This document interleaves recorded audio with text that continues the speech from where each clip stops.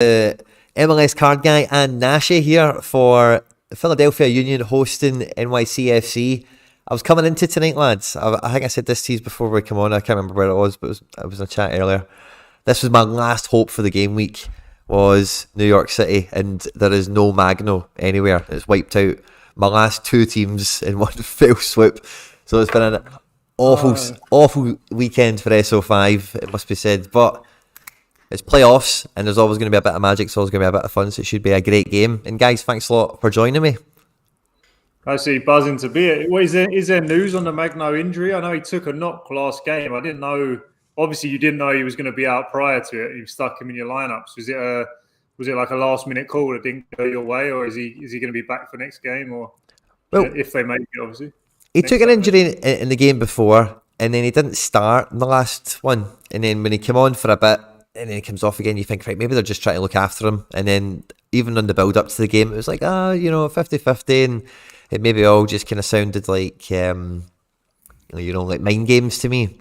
I thought, the managers just try to get in their head a bit. Maybe Magno doesn't play or whatever. But no, it wasn't mind games. It was telling the truth. He's in the infirmary. Yeah, the game started. It's 1 minute. It's 1 minute started. I'm still trying to get my bloody Now TV stream up because it wants me to download some sort of bloody player. My stream's up. They've just kicked off here. So nice. I've got us covered. Yeah, we're in. I mean. Yeah, thanks for having us on, though, Quinny. We appreciate the invite, and hopefully your boys can pull one out tonight. It'll be a tough one, though. Philly's tough, man. It should be good. It's a wee bit of it's a kind of wee roundabout derby, I suppose, isn't it? Over the last couple of years. But Nashi was saying there, do we know any news about the Magno? There's been, we've just been dealing with tech issues for the last half an hour, 40 minutes. There's been no time to check Twitter or check on any news or anything. So if anyone does have any news as to any of the guys that are in and out of the team or whatever, feel free to jump in the live chat and let us know. There's a bunch of you here if I was tweeting out or anything. So thanks very much. SoRare, Connor, Ricoman and Hoodwink. Fist bumps to the three of you guys. Thanks for joining us. Everyone who is here, make sure to obviously drop a like and get your fist bump on arrival. And Ricoman only just realised it's finally on. I need to get the big game on. Ricoman is chasing down an Elliot tonight for a big score, so let's hope that doesn't pan out. Download the player. There we go. Yeah, I feel like I don't know. Elliot can rack up some points without getting decisive or clean sheets. Yeah, that dude is crazy. Do you think? Yeah, I mean, I like the beauty of the MLS is a beauty and a killer. But like you said, Quinny, you've got this last lineup in for the game week. I actually had a half decent week, but I don't have anyone in this game, so I need like a 1-1 with 2 subs scoring and just wiping everyone's scores out just to not get pipped on the leaderboard, because it's got to be one of the worst feelings. You get into Sunday evening feeling good, and then sneaky MLS game or America game comes and disrupts the whole leaderboard. But if one of those subs is Jack McGlinda scores, I'll be perfectly happy, because he's been starting a bunch of games and he's on the bench today. Bedoya returns for Philadelphia. So we had about 250 in the U23 with McGlynn going. So we needed a big game, and it doesn't look like we're gonna get it as he's coming off the bench. But if he can snag a goal, I won't be complaining too much there. So Quinny, last game, me and Chris were talking about, like, early on, New York came out flying. They were pressing, they were keeping the ball nicely, and they got the early goal. And then they really did something that I haven't seen a lot of it throughout the season. They kind of sit back and played a bit of a David Moyes kind of counter-attack, which made sense in the game in the moment. Yeah. How do you see today playing out? Obviously, they're against a Philadelphia team that's pretty well balanced. They got that kind of diamond formation that they run, Philadelphia. How do you see New York approaching this game? Do you think they're going to try and get on it, keep the ball early, or do you think they're going to try and catch them a bit on the counter like they did last game? I think it's all about, it depends how much space Morales gets in the middle, because looking at the team that has played, like that big Justin Hack, when he comes in next to, he's kind of like a poor man's Keaton Parks, that Justin Hack. Like, he's decent in that, but he's the same kind of build and he offers the same kind of game, if you like. So I think it's just about where can you get Maxi on the ball, and then what can he pull from there. And otherwise it's just kind of stay solid, because like the union, as you're saying, with some of the players, like Jack McGlynn and whatever, but even Ure and Gazdag and some of these guys that, they're top operators, so I think it's just about, for NYC is probably going to be that pragmatic approach. Keep it tight, get your best playmaker on the ball, and then play from there. Yeah, they're going to need him, big game like this. It's so nice to have a player experience like Maxi there to put his foot on it and just calm everyone down, and then try and bring the team into the game. Yeah. Is he going to be there next year? 100%? I don't know, man. There's a few contract situations up in there, I suppose, isn't there? But I don't know. It's hard to judge because they've never been shy before NYC of going through a proper transition and just forcing it to happen, just letting a bunch of guys walk out the door for a variety of reasons. And again, depending on how long different people watching this have watched MLS or whatever, a few years ago when NYC weren't as good, there was way more loans and short-term arrangements with different players that were in and whatever. And season on season, there would be 6 or 8 starters maybe change on occasion, And they've not really had that for a while. And I was even surprised last year, was it last year? When Ring left, when they traded Ring out, I was quite surprised by it because he was quite a key figure at the time. So they're not... 2 years ago. He went to Austin when they expanded. Yeah, 2 years ago. So they're not overly sentimental. They can be quite... Even with Matarrita as well, Cincy, I think that was the same window 2 seasons ago. Matarrita was a OG player, same as Johnson, I think. I don't think is Callens. Chanot is. But anyway, so yeah, they can be quite efficient in that sense and put their mind over their heart. So it's hard to judge. Yeah, things change. I've seen Paul in the comments here going with a 30 minutes late kickoff for standard MLS. Yeah, no, I mean MLS always has a save. Oh, big chance for Philly. Good save there by Sean Johnson. User maybe 5 seconds ahead of me. Good shot, eh? Yeah. All right, well, no live reactions. Heavier time to deliver. Copter's apples, fist bump, Paul Rooker, fist bump. I don't worry about it, honestly. I don't mind. I'm just letting you know, but in case you're wondering why I'm not jumping on anything. But it was decent enough. What do you fancy? I think he was offside anyway. I was saying this to, I think it was Laird I was saying this to, or somebody, but is an outside shot Sean Johnson for the World Cup? SO5 wise? I think he'll probably be on the team. I doubt he'll start or play at all, but he'll probably be the third goalkeeper. I don't know. He was pretty impressive in the last round of this, If they go on and win the cup and he's a big part of it. Better than some guy sitting on the bench, isn't it? And also, I believe Turner got hurt today, if I'm not mistaken. We had a bunch of injuries today. I don't know how bad or if it's a serious thing, but if Turner goes down, you would assume it's Stefan and then kind of Sean John would be I think Stefan's injured, is he not? Is he? I think Stefan's out. I think so. Let's check. Yeah, I mean, you never know. I wouldn't expect them to play Sean John because it would be basically his first competitive tournament, his first competitive games for the U.S. ever. But he's a legend. He is a legend. He's a legend. I mean, he could do it. There's no doubting his ability. I mean, confidence and form is big in every position. Santi is wailing there, isn't he? He took a clip, didn't he? Martinez not shy of a tackle. He's not shy of a tackle. They're talking to him already, which is bad news for Philly because he gets a yellow card. That changes the game. He's absolutely going balloons. Oh, sorry. Sorry, that totally put me off there. Seeing his reaction. For anyone who's not seen it, he basically he was really angry, but he did it in the fashion of Anthony from Man United dribbling. Just me spinning top of anger. Spin top of anger. No, Stefan played the last game for Middlesbrough, so I don't think he's injured. That's what we're talking about, goalkeepers. Oh, did they? Okay, fair enough. Yeah, I mean, I know Weston McKennie got hurt today, too. Oh, really? Yeah. Not really surprised. There's a bit of a weird dynamic with with the season ending early, I know like Shaqiri went over to I think Switzerland and he's training with some Lugano or some team over there. That's quality. I think they partner with the Chicago Fire. But like, yeah, there's some of them guys about the MLS. Because they're coming off the season, but then there's a few weeks where they don't want to get rusty. Like, they're not going on holiday.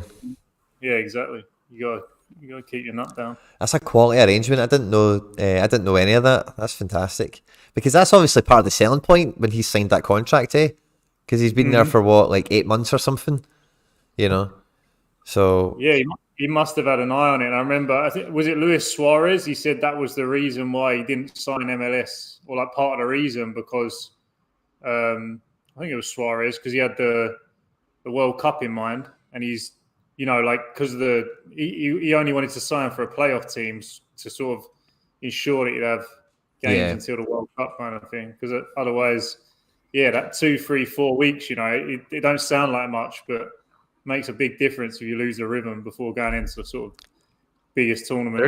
They're doing like a camp too for the US players, like the 8 of them that are like on the team. They're all like in camp right now. That makes sense. That's so class. I mean, they're all kind of together already and just starting to play. I love the preparation, man. I love it. I think this World Cup, man, is going to be epic for like the group stages. I think it's going to be the best group stages we've ever had. I think there'll be so many teams that are normally like, end of season. The nations that don't have a 25-man build. It's like, wow, look at that. They've maybe get 12 guys, and maybe the 3 best are always a bit cream crackered, or one of them's got a bad injury, or that kind of idea. I think some of those teams might come into this a bit stronger, and I think hence the group stages is going to be bananas. I don't think there's any real bad teams either, right? Like maybe Iran. There's not really any. I mean, Iran's won like 12 in a row, dude. Like, they've not played anybody at all. I get it. They've not played anybody. They don't really have much like quote unquote talent on the field, but I mean, even they're not terrible, Yeah. I don't know. We'll see.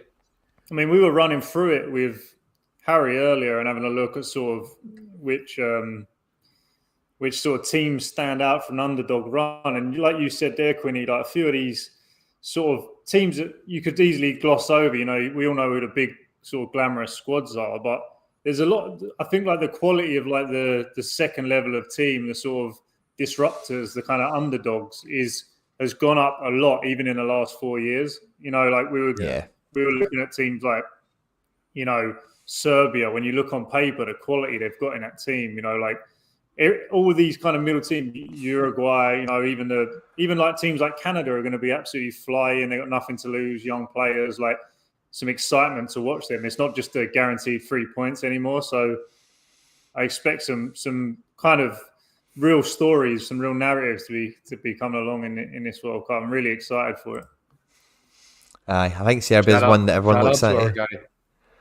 Shout out to our guy Hoodwink, world's biggest Aaron Long fan. Me and Hoodwink, we've got a little bromance going with Aaron Long. He's for sure starting the World Cup. And we're gonna have an Aaron Long watch along where we just have a cam focused on Aaron Long and just see exactly what he's doing the whole time.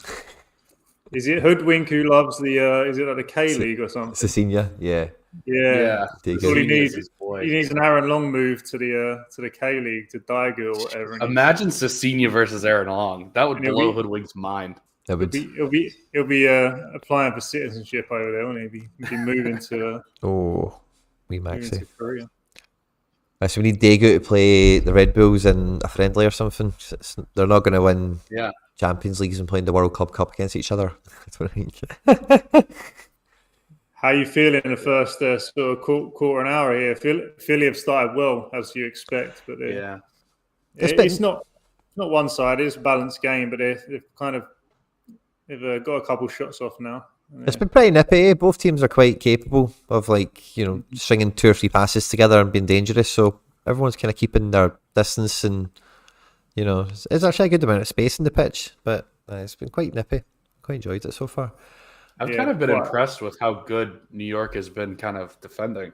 because I think we talked about this last time. They got absolutely toasted on the outside against Montreal. And so far, those dangerous crosses haven't really started coming in too much. So I think that's been a big improvement from the last game that we saw them play. And they've kind of adjusted pretty well to that. So fair play to them for that. Martinez has wiped out Santi again. Well, I think maybe did Hack play the last game? Because I was just seeing a replay there of one of the plays that they just had, and because he's playing in that centre defensive mid spot, it's like they basically become, in some instances, third centre back. They kind of drop in to be the kind of sweeper. He's quite a big lad. Do you think that's maybe played a part in it from Philly's perspective in terms of how they try and attack it? I mean, Hack played a little bit at the end there. He kind of subbed in. Last game, what happened, Quinny? You went 1-0 up early, and then you were sitting back and sort of absorbing, playing on the counter.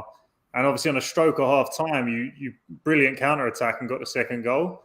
And straight away, 2-0 up, they hooked Maxi and bring Hack on. Like you said, he's a bigger body, more defensive minded. And they just kind of 2-0 up. They see out the second half and try and sort of grab one more on the counter. Was it Chanot that went out last game, Chris? I think it was. Yeah, Chanot got hurt. Talis Magno got hurt. Yeah, I mean, they were dropping like flies all over the pitch. Yeah, and I didn't check. Chanot's not in the lineup today, is he? No, I don't think so. That's why Hack started. So Hack's dropped back in there, and he done all right last week. And I mean, it's definitely going to be something to keep an eye on because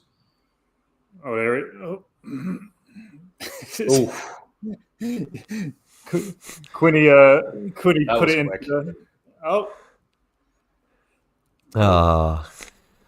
I mean, that couldn't have been more perfect. I think he got up over Hack there, didn't he? Oh, did he? Really? Talk about the curse. Sean John's raging.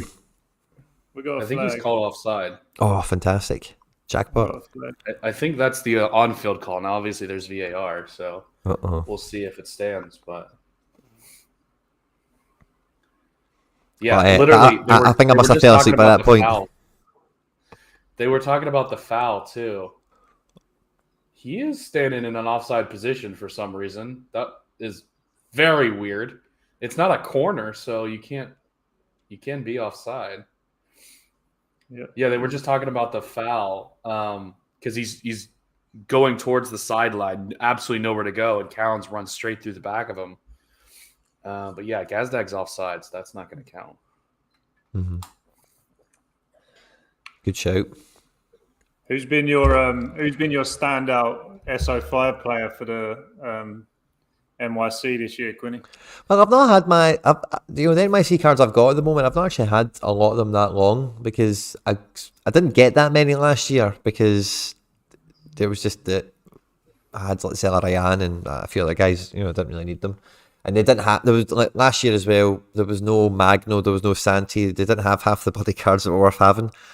And then this year it was kind of a case of waiting for the price to come down on some of them. So I think the Magno Rare has won me something, and I think they've both won me something once or twice, but I've not really had them long enough to really say one. Maybe Callens and Johnson, in fact, to be honest with you. I've had both of them for a fair bit of time, and they seem to score well together. They're actually a good correlated pair, and they're both out of contract, incidentally. Yeah, I mean, if they can keep that together, like that back line, it should be a lot better because you figure they get Thiago Martins. If they could keep Callens, keep Sean John, like that's. I don't feel like that stack performed particularly well this year. I think they could do a lot better next year. I think it's having all the players, but again, given the coaching change and the injuries, I don't think you really got full value out of that. So if they can keep it together, it's definitely one of the stacks that I think could improve a lot next year too. Keaton Parks got a bad injury at a bad point in the season for utility as well, Right. So you take him out of it. Acevedo's a decent scorer, but he's not like a huge one that's going to like jack up a team. Right.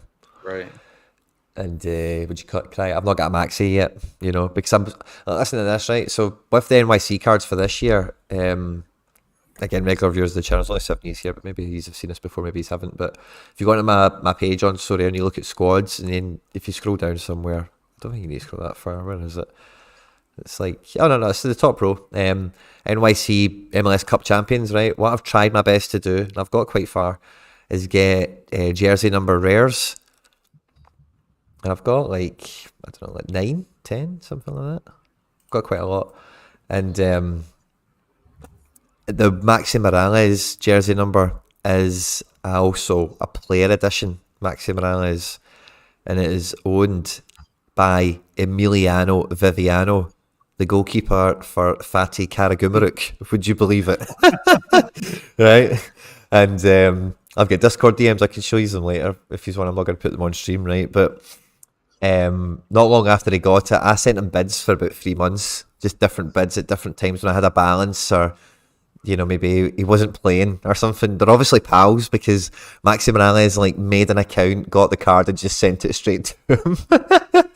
Oh God. That's wild. His name is, if you go into SoRare, the guy's name is Coronito, just the way it sounds, Coronito. It's Emiliano Viviano. You can even just find the player and you'll see his wee thing on his wee verified account thing. I think I've seen him flying about a few auctions that I was sniffing around. I was thinking, who's this guy with a green tick? That's him. By pure coincidence, I've got his card as well. I've got a super rare Viviano, just by pure coincidence. And gonna trade him himself for the well, you want. This is the thing as well, right? 'Cause I was trying to actually, at one point, one of the points when I was sending the guy a few salvo bids, I was actually needing another challenger rare keeper, and he had just got his own player edition card and was selling a random rare version of himself that he had as well. So I was like, right, I'm going to try and get the maxi off him, right? And I want to give him a really good offer, but I don't want to over mega value it. But I want, because he's a football player, so like, it's not like you're going to some dweeb on Discord and going 3x the rare, wee man, and negotiate from there. So anyway, I was sending him some bids, and he was rejecting them, and then eventually, like out of nowhere, he Discord messaged me, right? And I was like, ooh, and he basically told me to stop sending shite offers, but to instead of the cards I was trying to trade, he's like, if you just give me that value in money, I'll accept it, no problem. And it was like, I was trying to give him a pure heavy weighted deal in a trade, to get Maxi and the goalkeeper, because I was like, no, I don't want to spend, because it's Maxi Morales, like, he's 35, how much am I going to get out of this card? I don't want to be spending, mad money for it, but he's a mad football player. He's not exactly skint and desperate to sell it, unless it's a mad offer, Yeah. That's cool. That's cool. I'm actually looking at his gallery here, though. He looks like he knows what he's doing. He's picking up some big MLS players. He's picked up Ladero, Rui Diaz. It's got really interesting over the last month or two. Like when I was going back for the bid against him, every kind of couple of weeks, I would see like, he's actually bought on our 20 cards now, and oh wow, we won something this weekend and shit. Like he's proper going for it. That's brilliant. I absolutely. That's one of my favorite things about SoRare that ain't quite like, I don't know quite yet. It's not matured enough, but like the fact that you're playing against other pros, and like because they're these guys are. Like, he is obviously a professional footballer. He's probably not short a few quid, but like, especially playing in Turkey and been in Serie A and all that his whole life, like he'll be alright. Exactly, but I almost like that, knowing that and he still wants to spend his time playing makes it even cooler. You know what I mean? Because it's like it means he loves the game. Like he's buzzing off it. So yeah, totally. He seems to be taking it seriously. He's going, oh yeah, I see that card there. 10%, little 10% bonus as well, mate.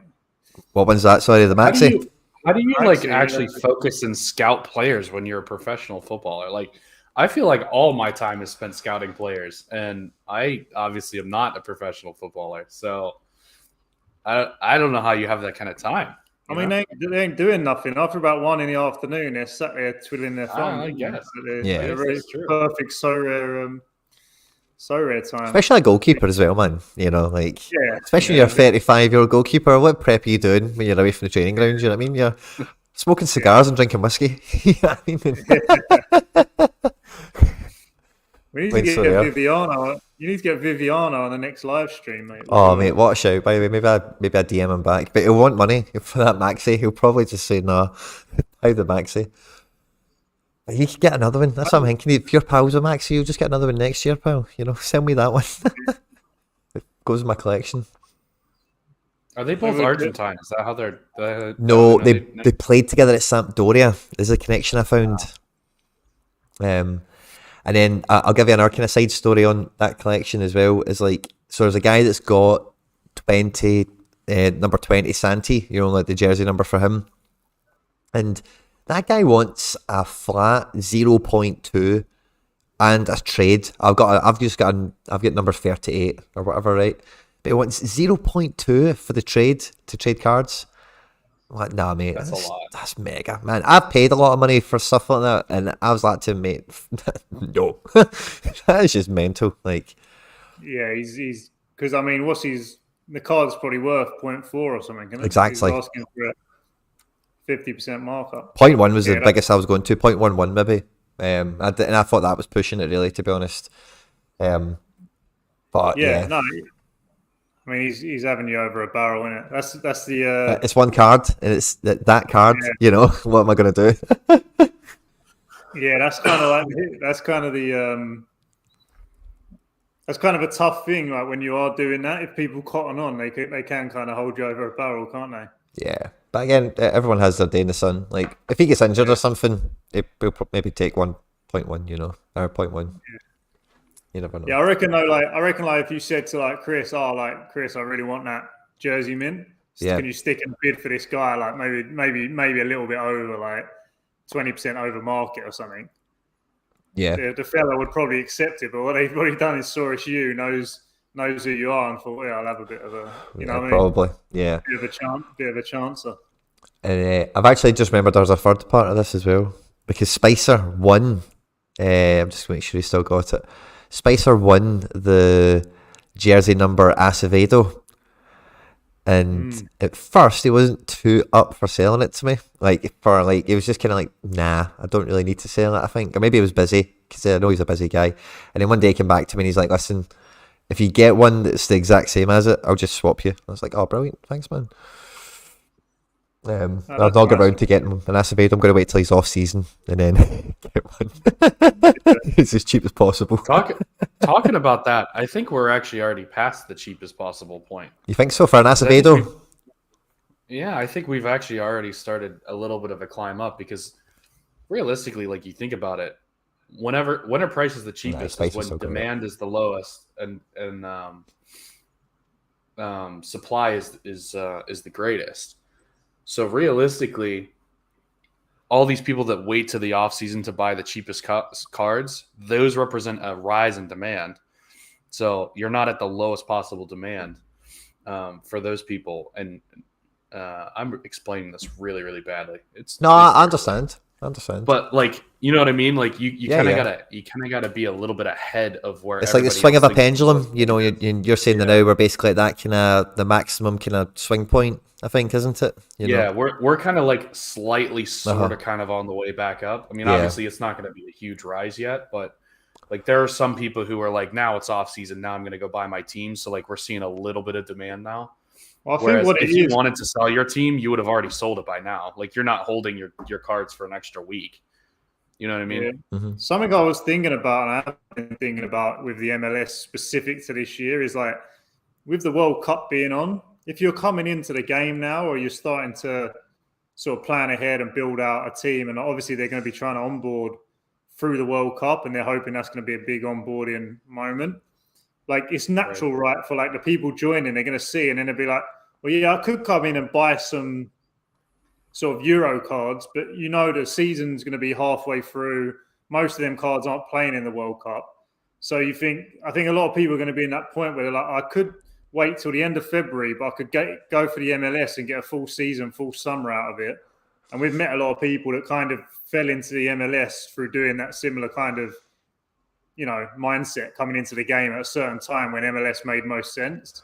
Yeah. So if we see like a big load of people joining in and around the World Cup and post World Cup because of this supposed marketing push, then maybe the MLS like you say, becomes more in demand than any other year or than it has been for that reason. I've picked up a lot of MLS cards. I was telling Chris earlier, but I'm kind of semi-expecting, or at least the possibility of something like that happening. So it could be a complete different tale to last year even. People always say, oh, you can see when the dip was last year and that, but everything's changing all the time, so yeah. Maybe it could. And everybody knows when the dip was last year, so like you're playing on another level, right? Like everybody already knows that information from last year, whereas they didn't know it last year, type of a thing. So now you got to adjust your kind of expectations there. Yeah, I think the onboarding is a big thing, and getting Premier League too. If we get Premier League and that onboards a bunch, I think that's a huge. I think, at least for me, that's the biggest unknown for me with my price setting and my trying to figure out what's going on.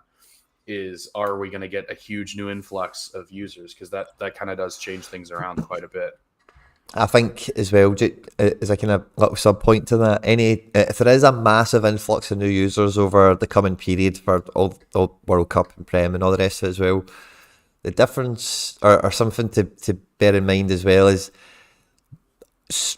I'm going to say 95% of that potential new audience, if you like, or new managers, are not going to be au fait with anything outside a Europa League, if that makes sense. Yeah. Like, if you remember when you joined, thinking about Japan and Korea, everyone else is going to be like that. Brazil, Mexico, all of this stuff. So, I think a lot of these things, to how many players we got there now? 150,000 or something. Let's just say that's the number, right? If we're not sure, I'm not sure. Let's say it went up to 500,000, right? So it went up by 300% or whatever. Basically, that's then what would be 2/3 to 3/4 would be oblivious to how useful Keaton Parks and Yaimar Andrade and Ryan Gold and these kind of guys are, until they see them scoring and getting an L5 that's really hot, and then they're like, oh wow, this is so much value. And it's everyone's discovery that they have, oh wow, I can actually get a great team in the K-League for a $5, or whatever it is. And I think that's gonna throw into the preseason hype, right? You're gonna I think you're going to see a huge rise in preseason hype if that does happen. I can go buy a Premier League team for $2,000, or I can go buy an MLS team for $200, and I can win the same stuff. I'm going to go buy an MLS. At least some people are going to say I'm going to go buy an MLS team. Yeah, and that'll be good for MLS, because MLS will have enough issuance, because we've had a couple of seasons of it. There's tons of cards, really. So if you did want to go and pick a few up, it's not that hard in comparison to a lot of other licenses that are much younger. I think also going forward, this year and beyond, I'm assuming it's for, I don't know, actually, it's interesting. I don't know if you know, but with the Apple deal and it all being available on Apple TV, obviously Apple TV you can get in the UK and Europe. I'm assuming it's the same. Once they can show it anywhere. So just being able to watch when you for me, I still do this now. When I'm picking a team or something from a more obscure league or picking up some cards, I do double check that I can watch their games. Out here in the States, I think they have almost more coverage than in Europe. With you can watch ESPN Plus, you can get every league, the Bundesliga, the Eredivisie. It's brilliant. And I won't pick players from teams where there's, I struggle to watch Ligue 1 because I haven't got the package or whatever out here. And now I'm double thinking, do I want to in the future still pick up them cards? Because it's part of the enjoyment of the game, isn't it? Being able to watch a game like this, you got a big sweat on a couple of your guys to make or break your game week. Being able to actually watch it, I think is where SoRare really sort of comes into its own. And I think the Apple TV deal could be another carrot for people to be well, I can pick these guys up, and on my Sunday evening when I'm winding down before work the next day or whatnot, I can sit down and have a beer and watch, try and see if Maxi Morales can get a decisive, you know what I mean? Yeah. I think that's going to be a nice little addition for the league, and especially on SoRare. I'm with you. I'm the same. I like to make sure we can catch them as well. Coverage is so hard to guarantee as well sometimes, because if it's mad dodgy streams that you're after, sometimes they let you down so bad at the worst times. But it would be remiss of me not to catch the live chat for 2 seconds. I'm sorry. Charlie Dunbar was just popping in. He's chasing Philly tonight. NYC seems a bit light on big players coming into the playoffs, which is a shame. Hoodwink's asking for thoughts on the World Cup layout on SoRare. I know there's been a bit of drama, but it sounds decent so far without knowing too much about it. What do you guys think about the World Cup layout? With the well, I think it's exciting. I mean, we obviously don't know what's going on. They're talking about a new game mode and a new type of card, and I think they're gonna they needed to get creative to, like, I think they're gonna try and onboard a lot of people. Like, that's their goal. I heard Nicholas speaking in a podcast recently, a crypto podcast recently, and he's saying word for word, like, the World Cup is where we're going to start marketing, basically. Yeah. And the Bankless podcast. Sorry? The Bankless podcast, was it? Yeah, exactly. Yeah. So he's if you're doing that though, like, you do need a mechanism where you can actually handle that level of onboarding and it not kind of have an unnatural effect on the market. Like we've seen before, where like loads of people join and then cards go up and then people realize they're overpaying and, you know, lose their money. And it's good for some. It probably would be good selfishly for like experienced players like us if a load of people jumped in, because we'd know, all right, this guy's not worth 2.5 ETH, and we'd get out of him and then wait for the market to settle back down, you know. But so they're going to need a new game mode. I think that's just so they can basically get more people involved without it, you know, what I'm saying, without it disrupting what we already have too much. So that makes sense. They need to do that to be able to reach their goals. As far as I think the most controversial was the under-23, right? Changing the format. Sure. And I can see, I actually picked up a Philip Jorgensen, who's a Villarreal beekeeper, under-21. Nice. So I didn't have a Diego Costa, and I thought he's a good keep. He's a good prospect for the future anyway. He's got talent. So it's like, there's a bit of a hedge. And I think he's going to get games for Villarreal B because Pepe Reina's back as he was in the squad for their first team as the backup and playing some Europa minutes. And then that was because Pepe Reina was injured. But now Reina's back as like the backup in Villarreal. So I think he's going to start playing in the B team anyway, was my thoughts. But he's playing through the World Cup. So I literally picked up his card for a bit of a premium.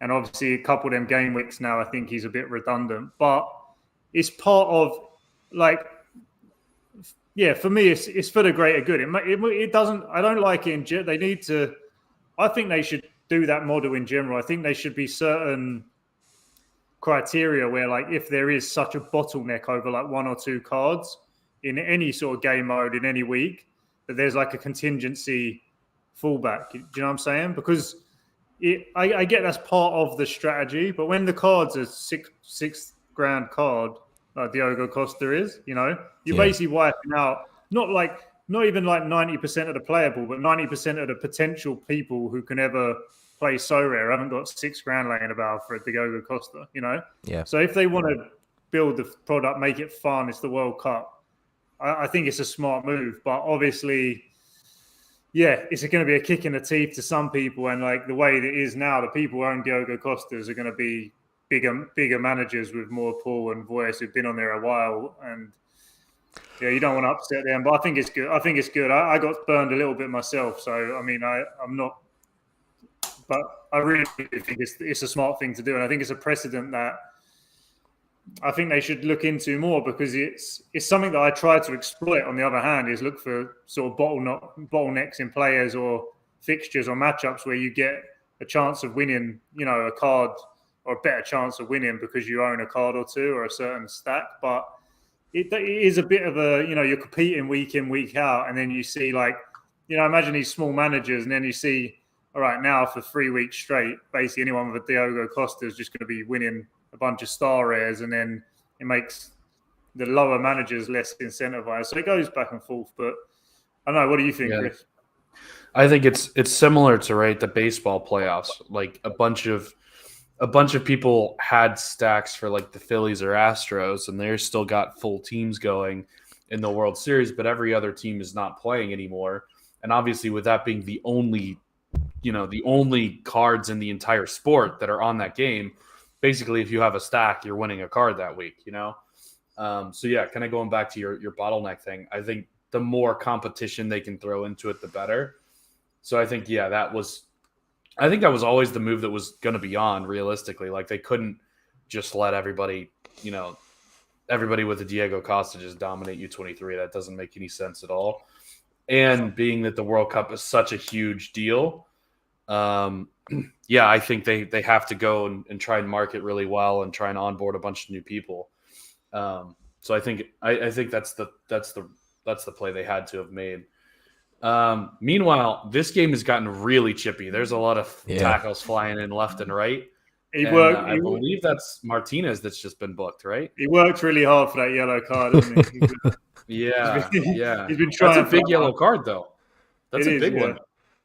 I mean, that kind of changes the way that Philly plays now. That's a solid gold yellow card. That's what that is.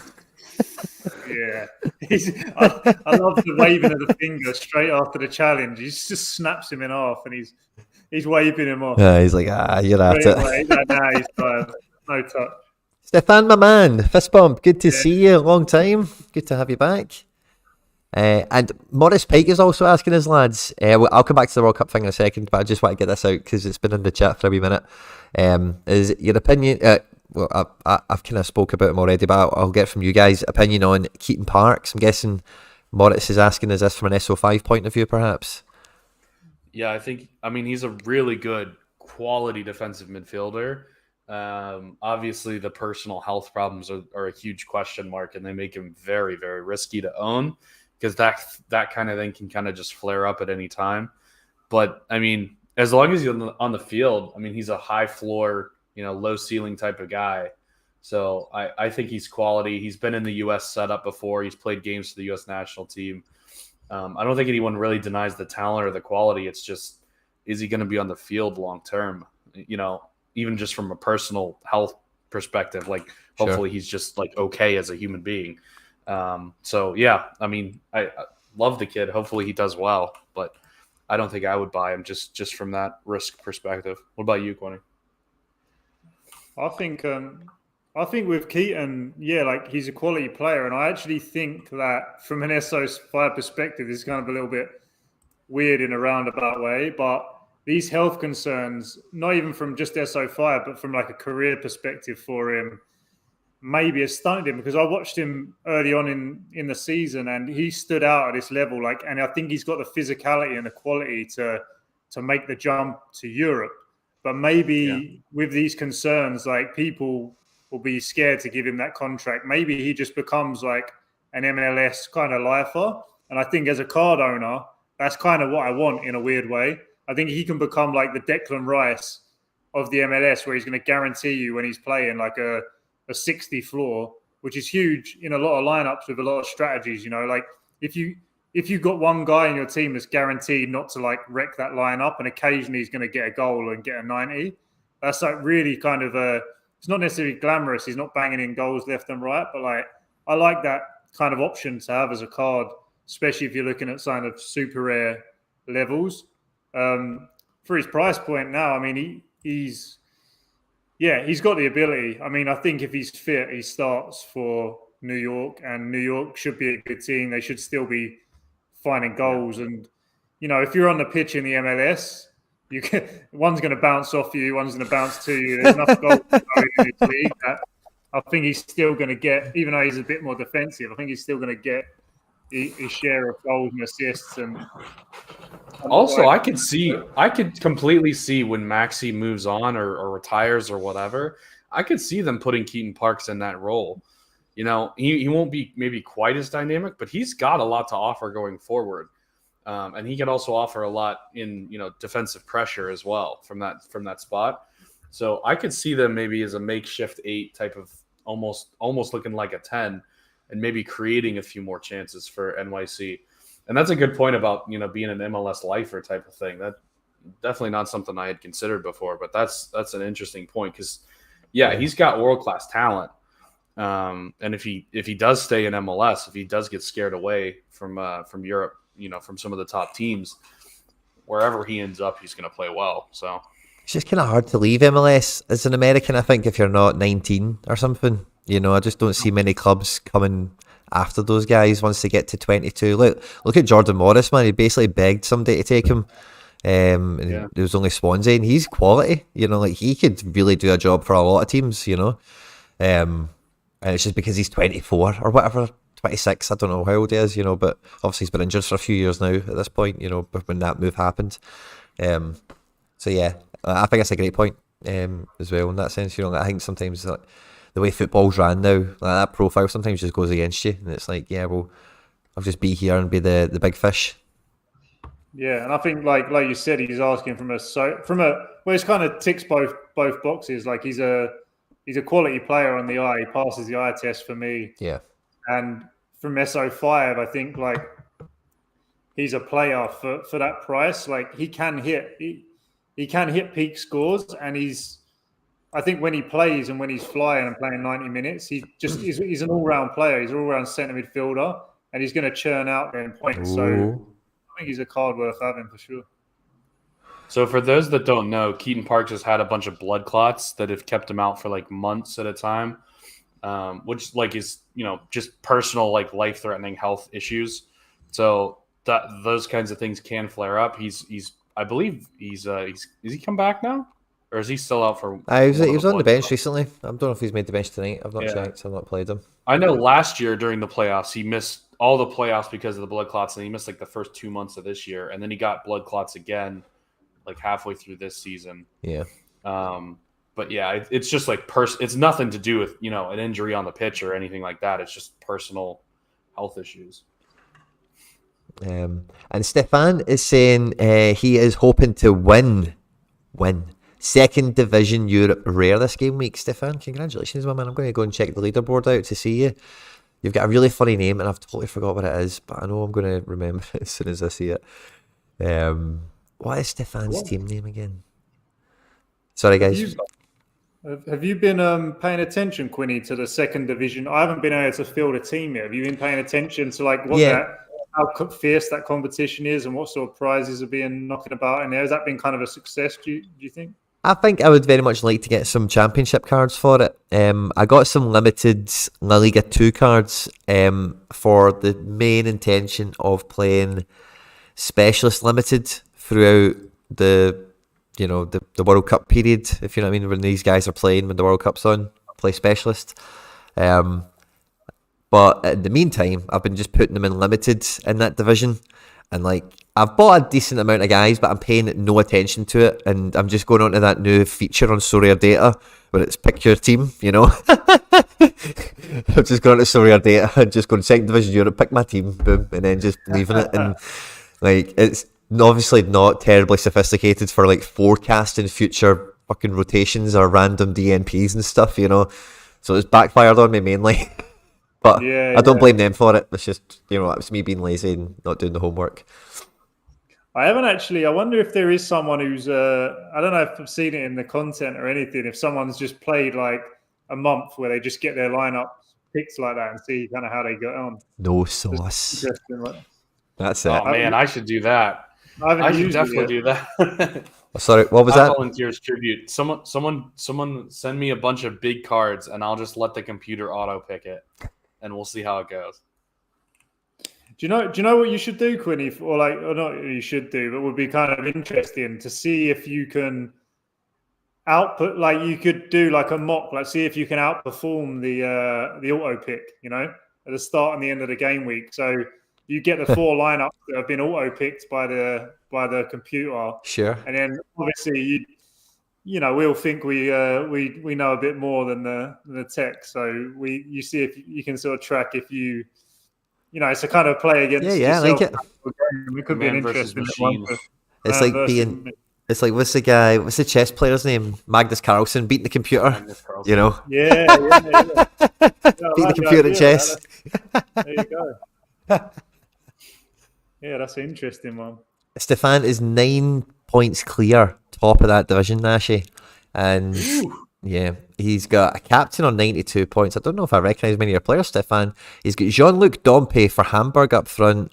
Ao Tanaka, love to see it in midfield. Austin Trusty In defence is captain. Kenneth Pal in defence. And then Alberto Paglieri for Benevento as his goalkeeper. I hope you win, Stefan, my man. Absolute legend. Yeah, good lineup, Stefan. Did you see? Did you catch Trusty's goal? I've not seen it. Was that a belter? It was a bit of a cheeky one, yeah. It's like a little flick, a bit of a Zlatan over the shoulder, lobbed the keeper. He's actually been. I mean, I see a lot of the write-ups. He's not just gone to Europe as a bit of a marketing thing, like people said. Apparently, he's been a real good player for Birmingham this year. So another one that he's almost not been in the US national team discussion, right, Chris? But he's someone ticking along. He's left-footed, and I really like watching him in the MLS. He had a lot of quality about him for a defensive player. Yeah, I mean, I think we all kind of laughed at the move to Arsenal because Arsenal and Colorado were owned by the same, owner, and it was just like, this is a PR move. This doesn't make any sense. But then being loaned to the championship, it's like, well, I mean, that kind of does make sense. And he's come in, and like you said, he's been dominating. I think he's a solid player. I think his ceiling is probably like low Premier League type of a team, not like a top 6 team, but like he could definitely play for Fulham or Norwich or something, eh? Yeah, exactly. Like fighting for relegation / promotion from the championship type of a team. I think he's definitely got that ceiling. As far as being in the U.S. team, I mean, there's some shouts. I think he got a camp or two, but he's never really seriously been in there. But, I mean, if he keeps playing like this, at some point he's going to get a chance, especially after the World Cup. They're going to start bringing in a ton of new people. So, yeah. We'll see how things. Talking of the championship, I picked up a João Pedro. I don't know if you've watched nice. him. Nice. He's a real nice player. He is. I had to do it for the midweek. It was the jersey mint, like you said, the number 10. And I said, all right, I'm gonna splash in that because I actually I had my biggest ever week last week. I had my biggest ever week. I just got tipped out first place in the Global All-Star, the Super Rare there. Lovely. And but finished second, and I won a Otamendi Super Rare, which is obviously a really effective card. And he's actually won me a star pro with the Otamendis. Won me a star in Challenger this week, so it's kind of a nice little snowball there. I know you talk about that a lot. That's quality. But yeah, so I won second. It gives almost an ETH out in prize. So I was like, that was the guy I wanted, the João Pedro. So nice. I've got a couple of second division contingents there. I kept him to under 21 because that extra utility in that league is kind of nice too, Mm-hmm. Yeah, I agree. I like championship players. There's a few of them. João Pedro's one of them. That's a great pickup, Nashi. He's some player. By some of the championship ones, I do find them quite tempting, and I think they'd be great prizes to win. I sold my Harwood Bellis like about 2 weeks ago, a super rare for just over 3.5 ETH. And as soon as I sold it, I was thinking, right, I kind of need to get back into the hunt to try and win one of these now somehow. And then the first place I thought would be the best place to win it would be second division super rare. And then I started kind of. But again, I've had this mad problem of buying too many super rares all the time, and then like D2s in general are not great to live in. They're great to get podiums on, like you're saying, Nashi. Like if you get second, man, even if it's an Otamendi you get, it's maybe not an Neymar or whatever, but you still get an ETH or so for your troubles, which isn't too shabby. But I mean, the Otamendi rare is about 0.75 card. It's oh wow. Okay. When I opened it, I said, that's no good. But I think he's powerful. He's a powerful card, and he's at Benfica, and then I think he's going to River Plate for the last 3-4 years of his career. And obviously, we know, SoRare that that's going to be a good move for him. So as soon as I got him, I said, I'll shift him. But no, he's contributed. I put him up for sale. No one took him off my hands. So now he's contributed to I think I'm 7th at the minute in Challenger Pro. So nice. Now I'm almost like, maybe he's in the good books. You know what I mean? He's in the gaffer's good books now. So I might hold on to him, ride him to the wheels fall off. Aye, I love cards like that. Like rewards that pay off big time. Yeah. Have you got? I know you kind of think semi long term with your strategy and SoRare, like have you got any sort of plans for the next sort of 6-12 months that you're starting to put into place now, or do you feel like you're just kind of set now, like specifically with the MLS? Have you got anything you're looking forward to, or are you just kind of you're already where you need to be for now? With MLS, I kind of went back. So I sold a lot of cards earlier on, and you guys brought something up earlier, talking about like the the prices of cards going up and down and whatever. And a few guys in the chat are asking questions about it as well in terms of. And there's a bit of an actual chat going in the chat, so I'm not going to recite all the messages. But anyone who is watching this live or after live, whatever, you can obviously feel free to check it out. But there was a thing last year, and I got this from watching the Andrews, but I kind of called it in my head the Johnny Russell effect or whatever. And it was like Johnny Russell, like his L10 or his L15 or something, was like the best forward on MLS when the season finished or whatever. So like his price, and it was well documented by them.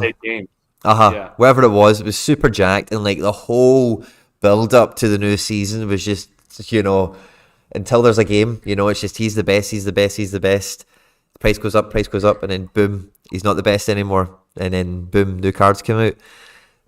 So I kind of sold into that a little bit with most of my MLS cards that I still had at that point, and then slowly I've kind of picked back up. There's a goal for Philly. Oh no, sorry. It's that replay. It's half time, sorry, I freaked out there. I was like, oh, it's a goal. I got a goal, I got a Johnny Russell, I've picked up these NYC cards, so outside of another goalkeeper, like just to have a second goalkeeper, so I sold my Coronel. I actually did a really short-term trade, actually. Maybe I'd be interested to hear what he's thinking of this, right? So after we'd had the last game of the MLS season, so there's one playoff game guaranteed for the Red Bulls because they'd qualified or whatever, right? But the game week's locked. They're about to play the last match of the regular season. I traded my rare Coronel for a super rare Craig Gordon. Now, if you don't know Craig Gordon, for anyone listening at home, he's 40. Don't know. Right? So, I wouldn't do that. I don't think for a 40-year-old super rare. I don't know. Yeah, I think Cornell's going to be pretty good next year. I think Cornell will be good next year. It definitely will be now that I've traded them out. What do you think, Nashi? Depends on, obviously you're doing that because you think that in the short term you can yield back a Coronel by the time you need one. I guess, is that kind of your thought process there? Or yeah, that not too far off, eh? Yeah, and I think that's like that same sort of dilemma. I don't know if it's a dilemma. I don't know if that's the right word, but that same decision point comes up a lot, you know, on SoRare, right? With this, because of the cyclical nature of it, you're always like, well, do I get out now at maybe a bit of a, like in their peak, you know, that like at their peak price point, you maybe know that, all right, like this card's worth more than these even up. But for me, for now, for my gallery, like maybe this guy can actually help me yield back more than that difference in price that I'm maybe like theoretically losing out than waiting. And I think that's the decision you've made. I'd have to look at your gallery to say, but I think Hearts have midweek games. I don't know. Obviously, they're getting pumped probably most weeks. They're out of that now. I just kind of thought of him as being like a cheap Joe Hart because obviously he plays in the same division. So like the majority of the domestic fixtures are going to completely line up anyway for the most part. Celtic are not going to be in midweek football for much longer either, it must be said. Yeah. So...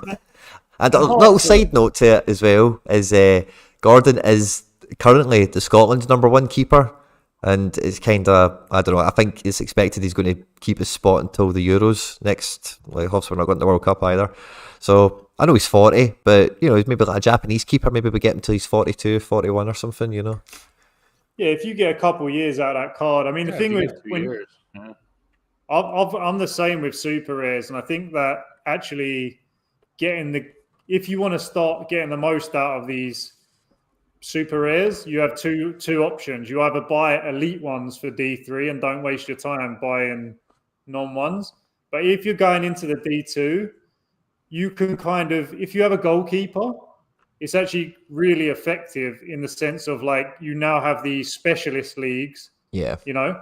So that So for someone else, this pretty useless super rare that you can't sell is useless. But now if you kind of keep churning away and picking up a few of them, you could be one of the more competitive players week in, week out in like, the specialist super rare. And it only takes one a season to make it like, all right, well, you win a big tier one that now can change your whole and a gallery. unique.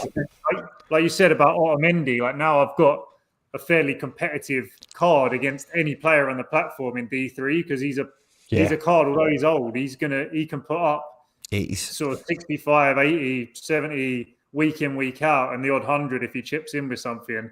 And that's what you need in D3, So it only takes one of them, and maybe it's not the best strategy and it can be frustrating, but I actually and I spoke to Chris about this about maybe 6 months ago. I kind of took that approach where I was like, I'm going to kind of gamble a little bit on super rares in general and being able to build out teams there because, like you say, as the game gets more competitive and good, like it's only going to move up like the kind of strategy. And I got lucky because they entered these underdog divisions where you can actually win some solid cards now. There's specialists too. You can win uniques in a specialist super rare, which I think is huge.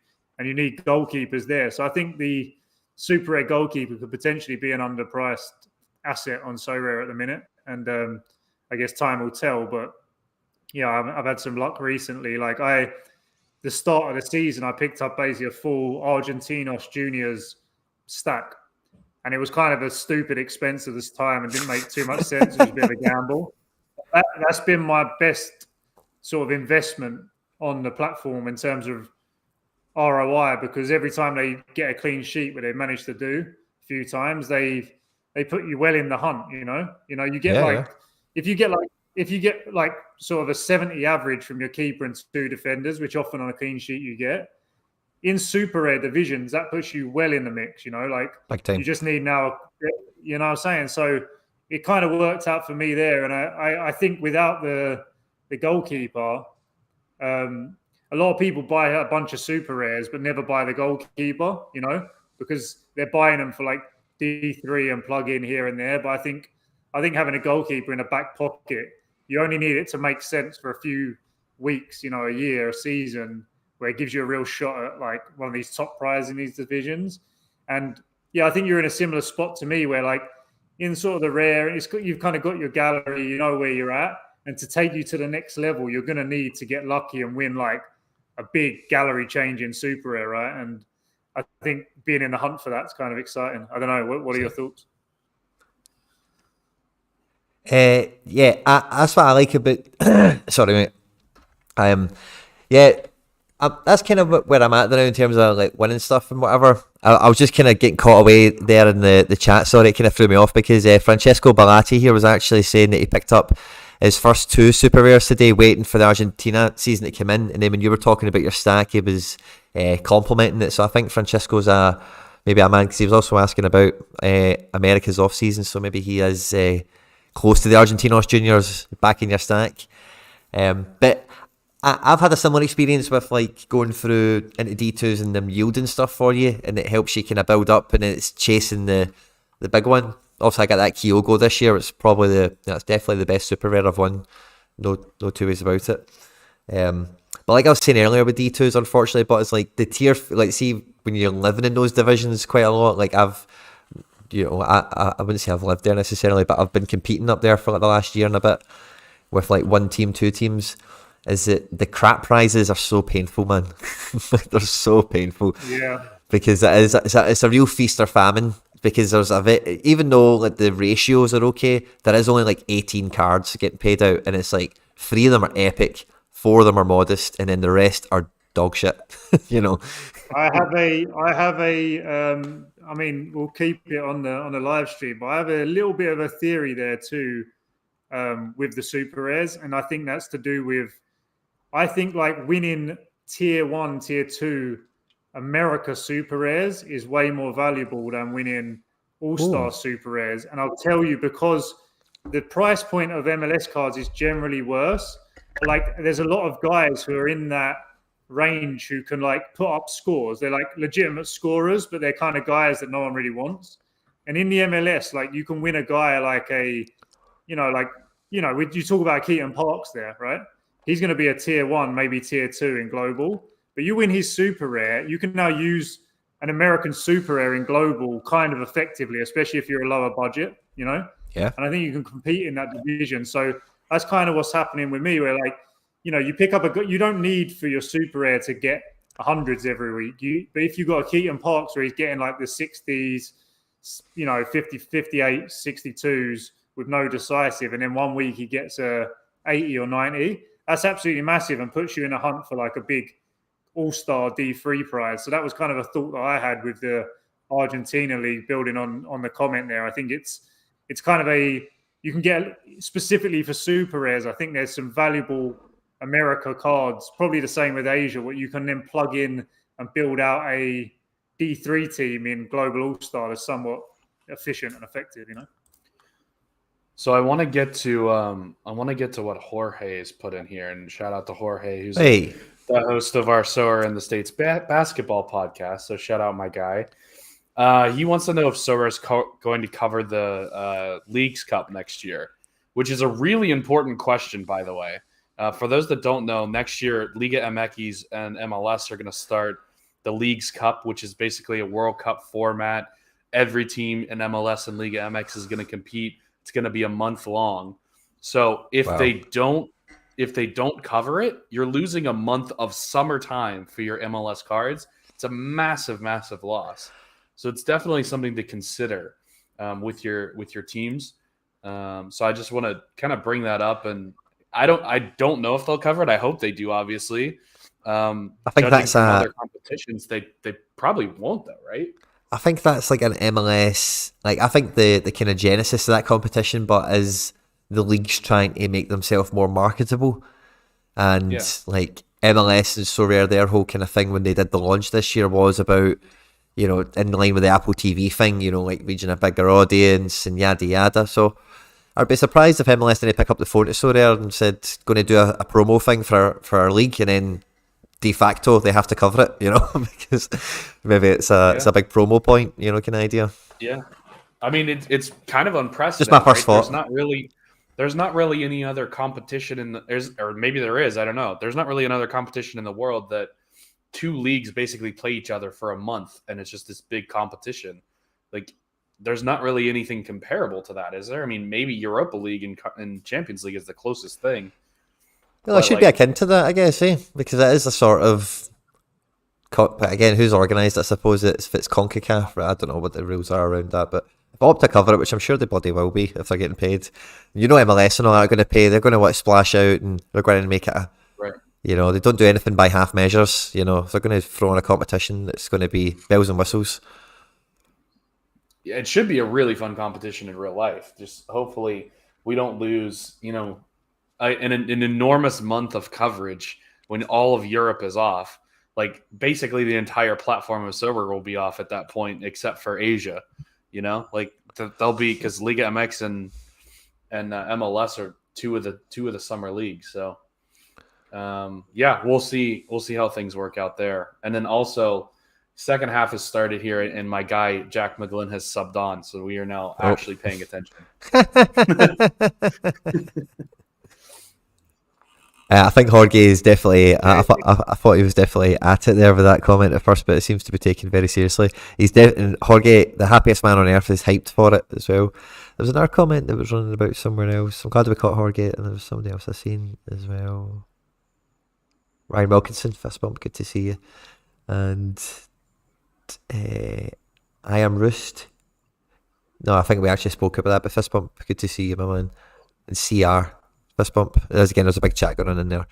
But I know second half is underway. Still 0-0, and Chris's hero Jack McGlynn is on the pitch, and everybody's gonna love Jack McGlynn in about 2 years. Just wait. He's gonna be playing City or Arsenal or some huge team in like 3 years, and everybody's gonna love him.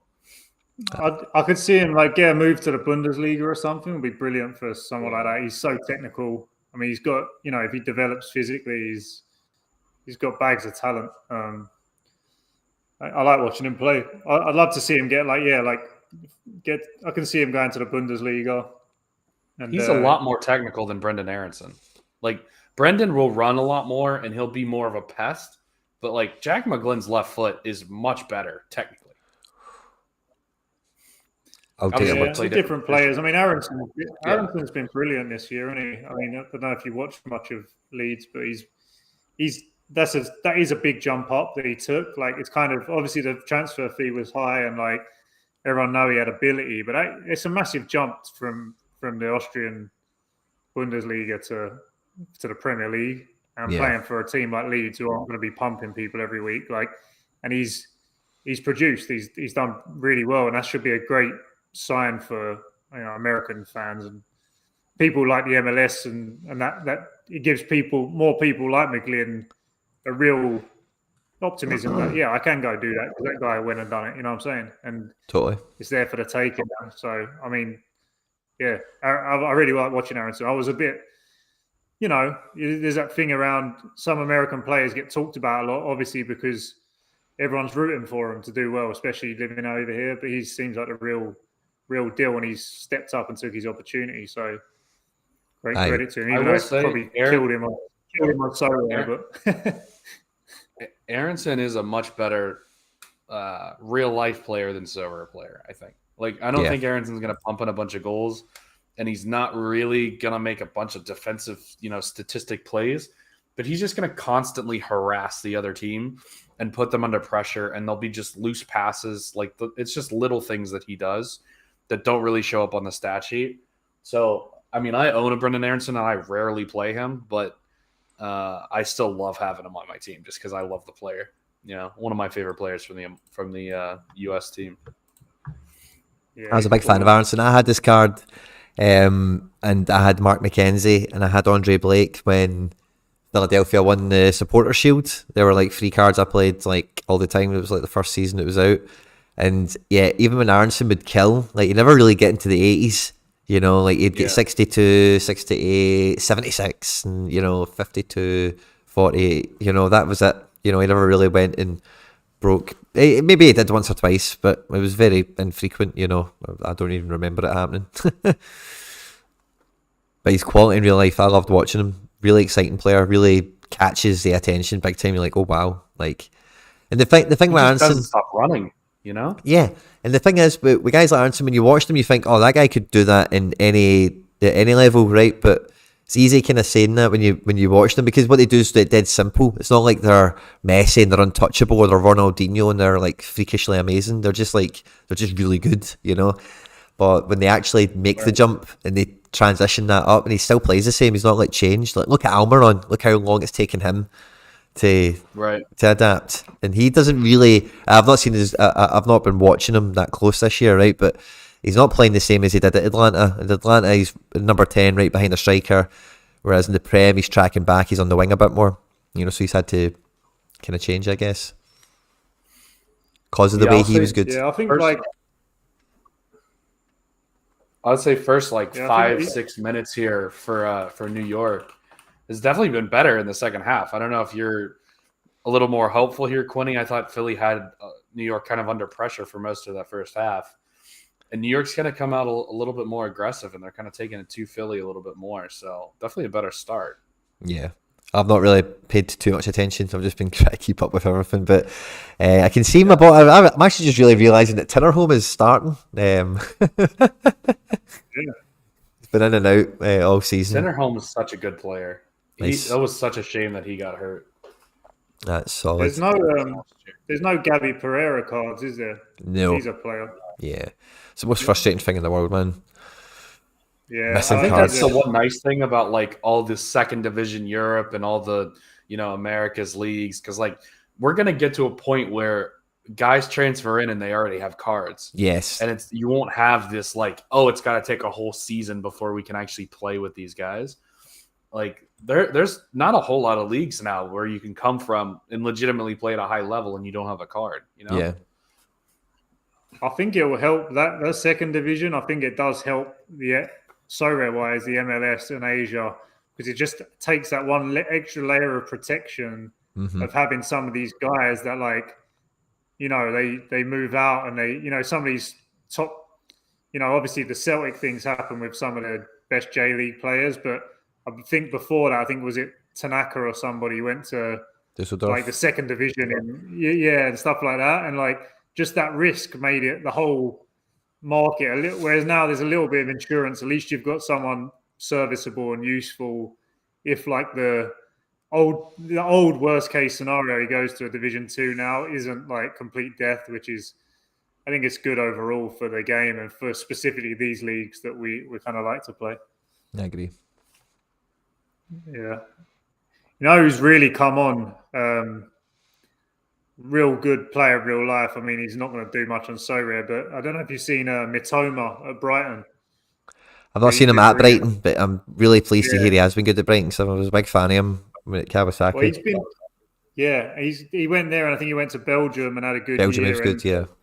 And Brighton have kept him, and he's not starting week in, week out yet, but I've been watching a few of their games, and he's come on, and actually, it's the same as in a Premier League. To make an impact and to kind of stand out and be of the level is a real metric for any player. And he's looked really exciting. Obviously, Brighton have been flying. They just pumped Chelsea yesterday, and it's going to be hard to break into that team. But it's actually really cool. Like before SoRare, I would have just seen his name pop up and then just whatever. Like he's sort of come out of the abyss. But like, now you know who he is and where he's come from, and it just brings you that much closer to it. And he's, I mean, again, it's like Aronson from a SoRare standpoint. It's not like a huge success story, but like from a player fan sort of football standpoint, like that's massive to go from one of them leagues and totally, make an impact in the Premier League. That's kind of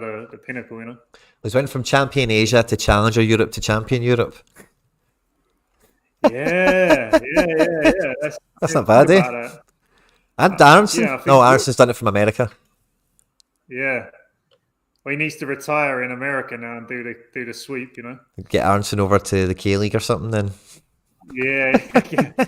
Aronson sat behind a 46-year-old Cecina in 10 years or something. And I've just seen Mitoma got an assist in that Chelsea game. Scored 73 points. Oh, he did? Yeah, I mean, I told you, I didn't actually know that, but he's a really good player, I think he'll be pushing for starts soon. I don't know if he's had one yet, but he surprised me actually, and that was the funny thing. I was watching, I was like, oh, who's this? He looks good, on the eye, and I realised who it was. I said, oh, that's yeah. And it's mad how much you do know about football from playing SoRare, Yeah. We can sit here for 3 hours and probably talk about 10 different teams, 10 different leagues. We've got the people in the chat, they know about, what I mean? We're just sitting there in hoodwinks in Scotland. He knows the K League inside out. He knows everything going on. It's really a cool thing we got going here. Hoodwinks gave us a shout in the chat saying Maxi, which makes me think a goal's imminent. Here he is. Maxi Morales plays it out wide. Tinnerholm smashes it in. Somebody drops it back, and Maxi, was that Santi? Santi assist. Santi assist. Please be a Santi. I might get something. If I'm super lucky. How wild would this be? Oh, I mean, the last 10 minutes have been a lot better for NYC, I'd say. But really, this is kind of against the run of play for the whole of the game, right? You feel like Philly has kind of deserved to be ahead at some point during this game, but they've not really created a massive chance. And now Maxi, on a half chance, has scored. Man, they just got look at the quality of that move. That is a quality move. Yeah, the ball movement, the understanding of space, like Maxi here, he doesn't bomb. He just times his run, stepping onto it, bang. And I agree with you, Chris. We had that discussion last game where Montreal, for large parts of the game, were dominant, but I don't know. I just feel like New York have that thing where they just back themselves. They know they've got a moment in them. 100%.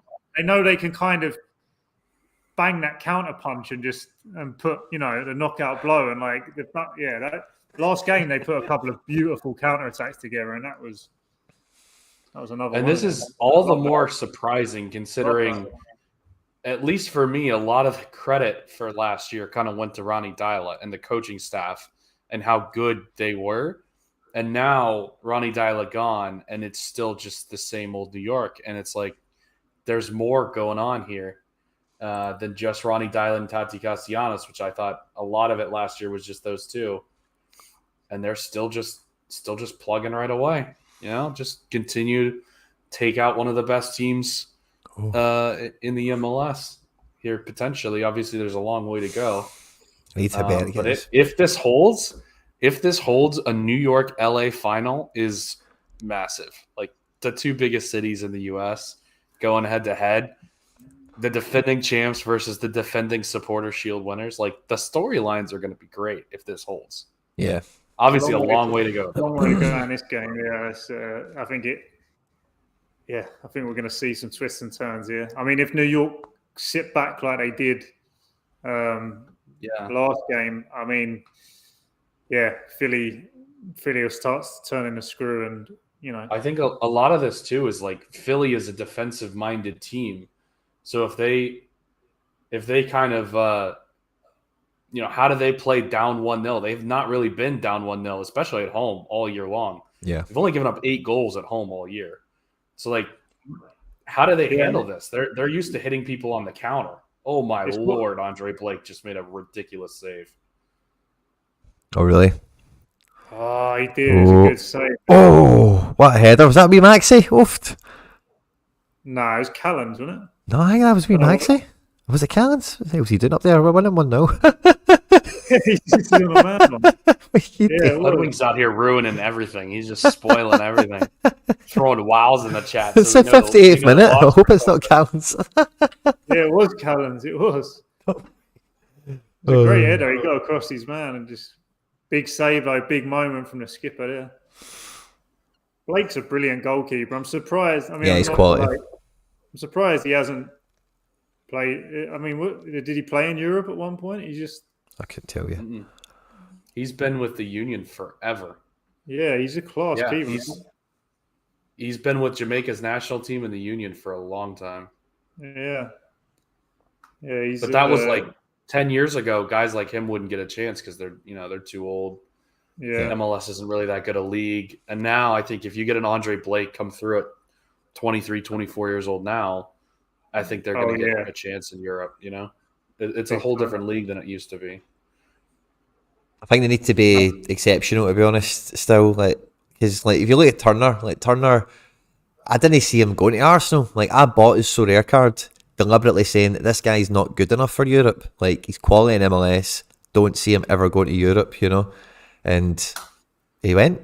Somebody paid money for him. But again, equally, I don't think there was tons of teams kicking down the Revs' door saying, we need to buy Matt Turner off you. So I think goalkeeper, obviously he did get the transfer, and he is a very good goalkeeper, and as did Stefan, and we've seen with Slonina as well. But I think the difference is those guys are American. Those guys are American. They're on the U.S. national team. Blake is Jamaican, so he's not on the U.S. national team. So marketing-wise, I think that's a bigger deal. Fair. And also, when you're talking about great goalkeepers in the MLS, you're typically talking about great shot stoppers. A lot of time in Europe now, you're looking for the goalkeeper that can play with their feet. Yeah. You don't really care about the shot stopping anymore. So guys like Bill Hamid, Andre Blake, Sean Johnson are elite shot stoppers, but none of them are really very good with their feet at all, which is another reason why I don't think they got really a good chance in Europe. What's a save that was? 66 for America Rare with DNP Magno. Is that you in the rewards there? Or? Yeah, I'm on a tier 3. I'm 24 points. I'm 25 points off a tier 2, so I need Hebert to get his finger at his backside and do something that scores some points. Did you have any other options other than Talis Magno? I could have played O'Toole. I had him. I could have played Parks, who's on the. I could have played Tinnerholm. I had no idea who was going to play, but I've got the whole NYC squad not far off. And I could have put them in glow. I could have diced them into other teams and stuff, but I was like, do you know what? I'm just putting them all in one team, and I'm just going to watch the game, and then if they win, then it's all in one team, and I'm not like, oh, that team's ruined with that guy, and oh, why did I put that keeper here, Yeah. And I thought, I'm not playing Magno because I'm not coming to this game. He starts, and I've not played him, and he scores 100. No, you got it. So it was that. That's where I found myself. There is nothing. So yeah, go on, mate. I was just gonna say about the game here. This is a totally different NYC than we saw last week, because last week they got the goal, then they sat back and hunkered down. This week they got the goal and they've been in the Philly half for the last 7 minutes. Yeah. So this is a whole different look than what they tried to do last time. And last time they got the goal in the 4th minute, 5th minute. This time it's in the 58th minute. Can he sit back away to Philly, but you can't let them get into the game. You need to keep them on the back foot. I mean, it's totally a different game plan, which is very interesting. Oh, here comes Keaton. Keaton's in. Yeah, I think I was going to say, Quinny, like when you've got a team that you, I've like ran so bad SoRare wise with the teams that I follow. Like I had I'm obviously at Chicago and then West Ham. It's just they're just not really that playable. But with having the Celtic boys there, like having your own team, and same with New York to an extent, like you having your own team playing and be actual legit in the hunt every week is like must be amazing. I had the first time since I've played where last Monday West Ham had a Monday night game, at a Monday game, and I had Declan Rice in my All-Star team, and I needed him to get like a 60 plus to get me a star here, and Philly's just scored. He churned it out. Oh, look at that! Philly scored. They equalized. Burst my clean sheet. I think it was Carranza who scored, maybe. Just wiped me out, man. It looked like just a free kick, simple ball over the top, and Carranza just got in behind, scored from a tight angle. They just fell asleep there. You can't do that in a... Reel it out. Moment. Reel it out. Yeah, Carranza's the goal scorer. Reel it out somehow. Give me my clean sheet back. It's got to be one of the worst feelings in the world when you just see your keeper, defender lose a clean sheet. I still haven't got the emotional they were on a free kick. They were on a free kick, brought on Keaton Parks, and then they took the free kick quickly, and Carranza just runs in behind. Just simple as you like. Good finish from a tight angle. That's smart, but that's criminal in a game like this. Yeah. That's a tough one. I hate that, man.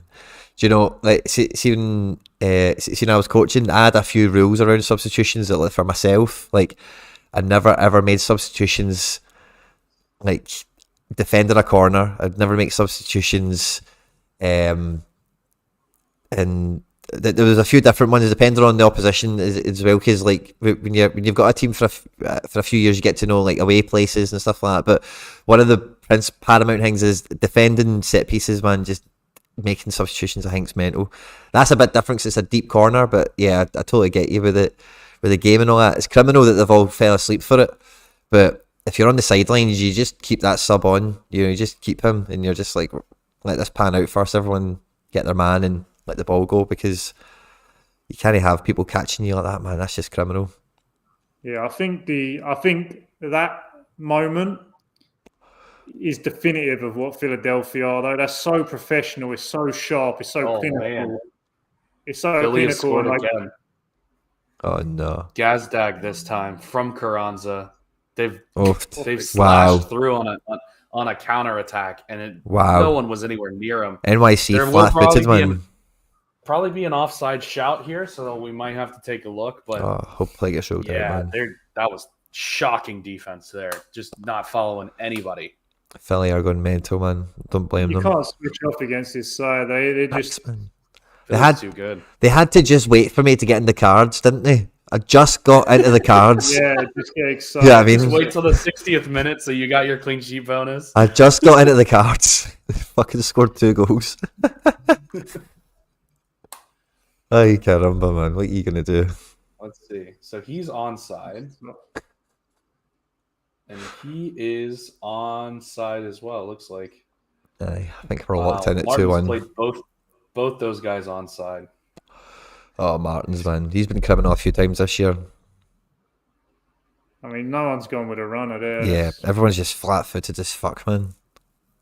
Yeah, it's a brilliant header by Carranza. That's brilliant. The ball, the header, it's like It's too easy. The ball is one thing, but there's such It's awareness quality, to just it's awareness to nod it across and pull it off. And he stuck it in. Gazdag's had a season. Now, all of a sudden, it's 2-1 instead of 1-0. Like, and now this is right where Philly thrives. It's right? just They turned on love its to head, man.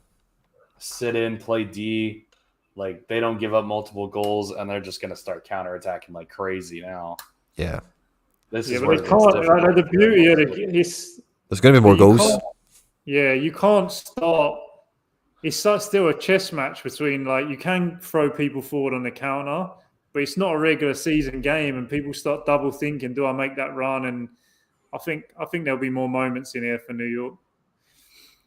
It's one of the worst feelings, like Quinny, you have known it as, like, if you've coached and stuff, where you get hit, like when you know it from playing, where you think you're in a game, you're in a position, and then bang, the whole complexion of everything's changed, and there's that moment, that 5 minutes after, where it just feels frantic, you know. Yeah. And I think New York need to just, they've only got 20 minutes left, but I think they got to just calm down these next 5 minutes, regroup, and try and find a way to how they want to get back in this game, you know. Aye, it's funny how football goes through like those things, no matter what the situation is, like in terms of like control the game, and when these things kind of go against you, because like in these playoff situations, like you say, it should be like everyone's switched on at all times, but then that first goal, it's just totally bewildered everyone there, and that second goal, like it's amazing play from them, but it's far too easy, like how they're completing these headers and stuff, you know. But and I think Philly too, like they just sense blood in the water, right? Like they sense that NYC just got stunned a little bit by the counterpunch, just fell asleep a little bit, got hit. Now it's 1-1, and Philly sensed the blood in the water. They just all raced forward on that counter. Yeah, it's like what we were saying just before. You can't let Philly get a foothold in this game. You know, you have to keep attacking NYC because, and then look what happens. Right. 2 goals rapid. Yeah, it's one of the craziest part. That free kick that they fell asleep on, Philly tried to take it quick, and the ref made them bring it back. Like Philly tried to just put it back in play and keep playing, and Philly made them bring it back and brought the sub on, or the ref made them bring it back and brought the sub on. So maybe NYC actually did the opposite of what I would have thought to do. In terms of they thought, oh no, we'll stop them taking it quick. We'll get a big man on. We'll put on Parks for Gabriel. Hoodwink's off to sleep. Good luck, my man. Thanks for joining us, my man. Fist bump. Well done, Hoodwink. Sweet dreams. Oof. Corey Burke just over the bar. I think that's Burke. Yeah, it is. Oh yeah, that's a whistler. Night Hoodwink. Oh, it got deflected too. Oh yeah, really painful game week, man, from start to finish for me. All over the place, man. Yeah, let's see. I'm hopeful. So again, we were kind of chatting about this earlier, but I kind of have actually moved a wee bit more immediate term with more of my strategy. Like I told you about the Gordon, and then subsequently I got a super rare Snodgrass in, and again he's a fossil, he's like 35 or something, but he's playing every game for Hearts. He banged in a 74 today with 1 assist. And he's not been registered for Europa League because he signed too late, so he's been on weekend only duty all season anyway. With his age, that's a good thing, and that's probably only going to continue. So I would never normally buy a guy like that, or I traded them in fact. But I just think he's on all set pieces. Just what he offers, I'm just thinking of him and like the Gordon in a sense is almost like kind of tokens, if that makes sense, kind of what they are, they're good for a 70 plus score when my Celtic cards are playing most of the time, because I've still kind of got a Matt O'Reilly card for love nor money, and Haksabanovic isn't exactly flying off the shelves either on auctions. Still only get Krasnodar pictures or whatever it is, Ruben Kazan, sorry. So I need alternatives, I need doppelgangers. Yeah, that's the thing. I mean, it is nice when you buy like a new player, a new strategy, and he has an immediate impact. I've been really lucky with that lately. Like I sold out of a few cards that were on form. I had this guy, Paul Boknovitz, and he was smashing it for Heerenveen. And I let him go as a super rare, and I bring in a couple of, tried to build out a Fenerbahce stack, because I think Fenerbahce are a side where they're a bit of an underrated, like, dominant team, if that makes sense. They're a bigger club than they kind of been doing the last few years in Turkey. And I picked up a Kaveci super rare, and Kaveci's if you've ever seen him, he's a real silky, nice player, would suit the Matrix on set pieces, and I've played him 2 game weeks, and he's got 3 decisives over that, and got me in there. So when it goes right, it's a great feeling. So hopefully you have a few, in the short term, you have a few good game weeks to kind of give you a little boost there. I could do it, man. I'll tell you that for nothing. You've had much joy with basketball? You've been playing basketball much? I haven't. I don't play basketball at all. Yeah. No. I bought a limited team, and I have a friend who's really over here, a poker player who's really getting into it, and I'm gonna let him take the lead, show me, because I couldn't compete, like, I don't know. I just couldn't compete if I'm going out there and doing it. It's not worth my time or my resources. So you said you got your brother is it your brother in a similar boat? Yeah, my brother's like he's like, he plays fantasy basketball. I think everyone's a bit more used to fantasy sports over your way. Yeah. And he's been kind of eyeing this stuff up for a while, so I've been talking to him. I think he messed about with some top shots and stuff, but anyway, he kind of knows, like, general fantasy premises. He's been messing with commons for the last couple of weeks, and I think he's just about comfortable enough to come and try and talk to me in this context about some of it. But yeah, he basically just showed me, he's like, this is my fantasy team, and I just took every name, put them in my favourites list, and just attacked auctions until I picked a bunch of them up. And then I know they're all just bit part players for the most part, but I think that's actually kind of useful for the way this power cap thing has been built in the first place. But yeah, I'm actually just looking, man. Some wee guy, Hauser, was on a L10 of like 5 or something, banged in a 31 tonight. So I may actually be all right with basketball this week, maybe. I think from what I learned about the basketball is it actually seems like a much more balanced game than the football, even. Like, I love the points cap thing they're doing. I think they'll introduce more leagues and game modes as they go as well. But I think they've really learned from football and really applied that in the basketball game. And like I said, my friend's getting into it, and I don't know if it's like I'm not going to really play myself, but he's in there, and he said if I wanted to, like, join him in his thing or whatever. But he's been talking to me, and it's one of them things where, like, he's surprised that how finished of a product kind of SoRare NBA is already, because to him it's new. It's a whole new, like a new thing, And I'm saying, no, I've been playing it. But you come on Corey and you can Perkins get the hang just of scored it. for Philly. What a run! 3-1. Tinnerholm. New York should have cleared that maybe 2 or 3 times. Jumping Jimmy's, guys, come on. Talk about capitulating, man. Yeah. That's a tough one. Tinnerholm's not played all year, you can tell with that, eh? Rash. Andre Blake has run all the way down to the other corner flag to celebrate. Man, Philly's on a mission. This final is going to be fun. Assuming that this holds, this final is going to be a lot of fun because neither LA nor Philly looks like they can be beat. And one of them is going to have to get beat. So that's true. This will be fun. Yeah, I mean, I just think with LA though, like,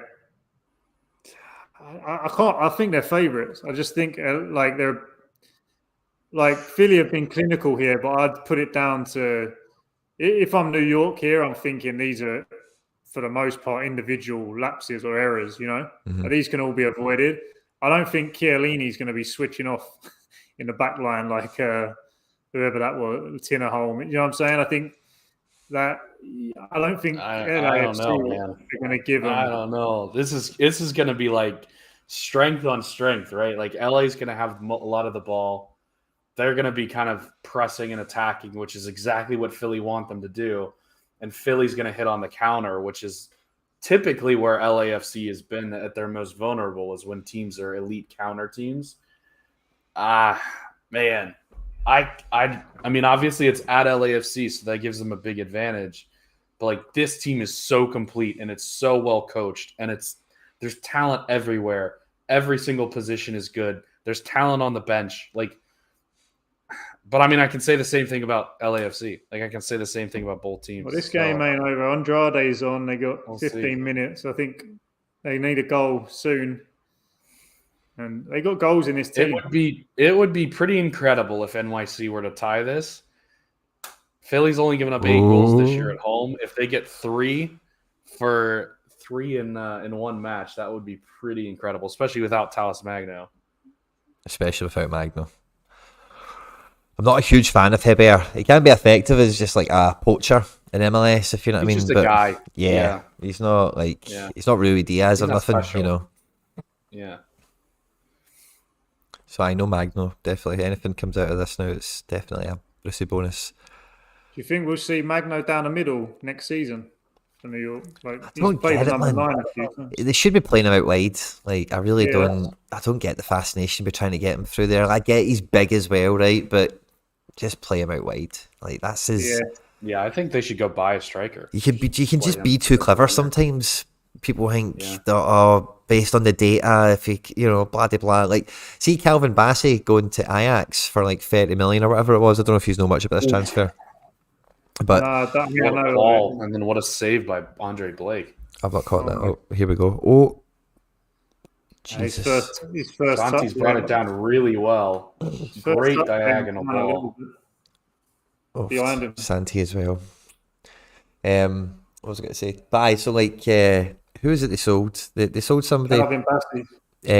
Before they sold Lisandro Martinez, or maybe when they sold Lisandro Martinez, but they went and bought Bassey off Rangers for like 30 million. Ajax this is, and Rangers had got Bassey from Portsmouth, and they just ID'd him basically, like height, strength, top running speed, all that kind of stuff, and then coached him a bit. They got to the Europa League final, and Ajax kind of done the same thing, but in a more sophisticated Ajax way, you know, because like you see with like the Red Bull group and all the rest of it, when they're profiling all these guys when they are like under the age of 21, it is on a lot of physical attributes, because a lot of the football technique they're quite prepared to teach and train you.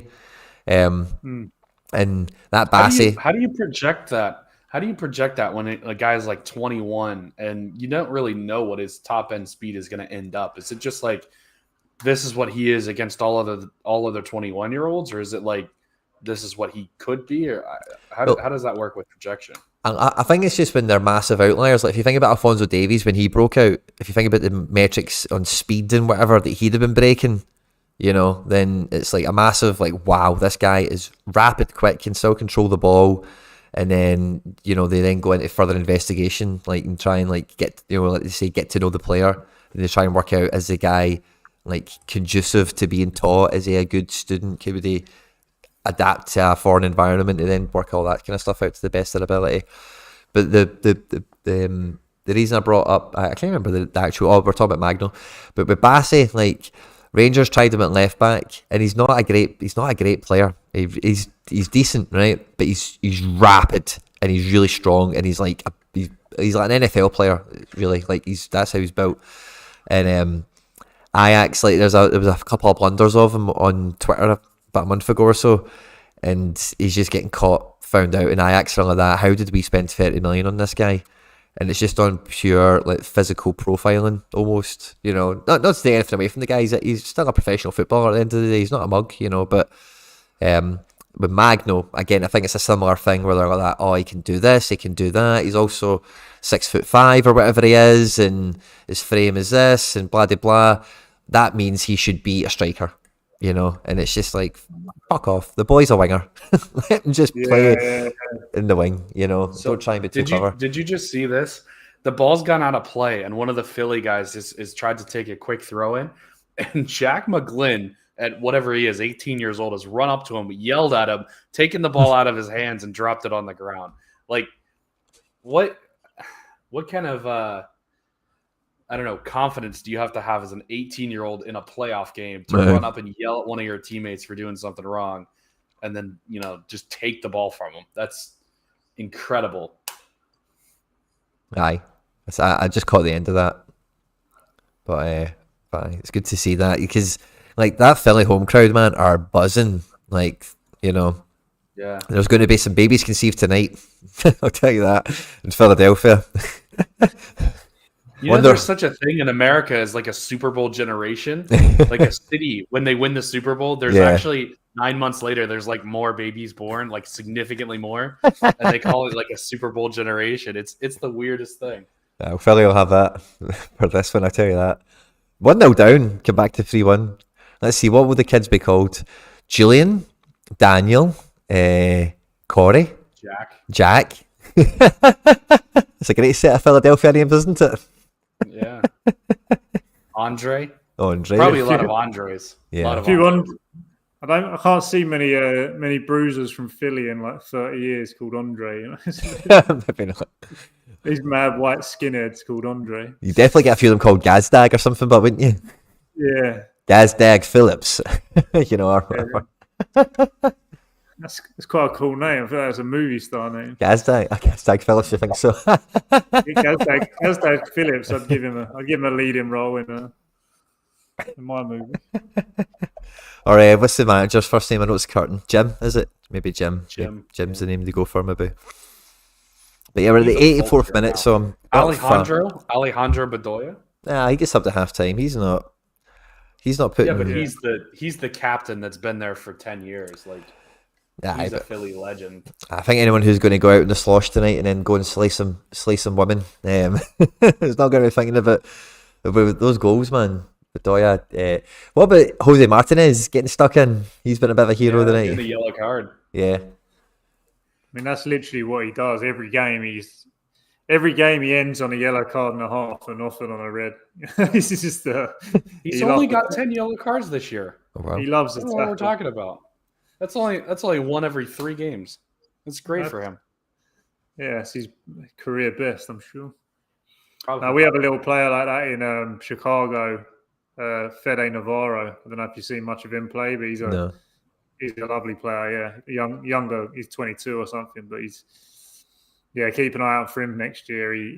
He's not afraid of a challenge. He's absolutely everywhere. Maxi Morales is on 100, by the way. There you go. Should have 48. That's mental. I haven't really seen Maxi dominate or control this game that much, though. His big points. Like, he's got 10. He scored the goal. He's got 7 positive duels. That's his big point getter. A lot of accurate long balls. He's actually won 3 tackles phenomenally. So he's on for a double-double. If he could get himself an interception, he's got 1 interception. If he can get 1 more interception, he can't break 100 points. But yeah, he's doing it all tonight, man. He's tackling everything. Yeah. Apparently. There's bloody Hibbert here. Couldn't hit the backside of a cow.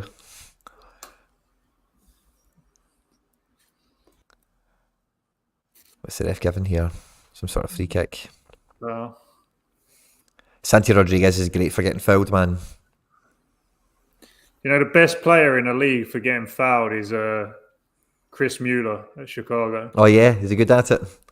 Yeah, I don't know if you see how he plays. He's like one of them players who manages to, obviously not like Messi, but when Messi runs, he almost keeps his body in between the ball and the man, but while he's running, if that makes sense. He's really, and Mueller's like a poor man's version of that, where he's he manages to somehow always put his body in there and people just go through him. And I have his forward card, and I'm just thinking, how's he racking up AA points? And he literally just gets fouled 7-8 times a game, and that gets you a couple points, doesn't it, here and there? So he a little SoRare. Ryan has just put in the chat, talk of Facundo Torres to Arsenal, ? I'm hoping he's not saying there's a rumor of that, because that would be devastating for me. I want Facundo Torres to stay in Orlando. And I know he's been really good, wants him to stay in Orlando too. He's phenomenal. So yeah, would be devastated if that was actually true. I've not heard anything to that effect, but that doesn't mean it's not true. Yeah, he's a lovely Jorge player. says it's mostly fluff, that's good. I mean, he's going to make the jump. He's going to make the jump at some Oof. point.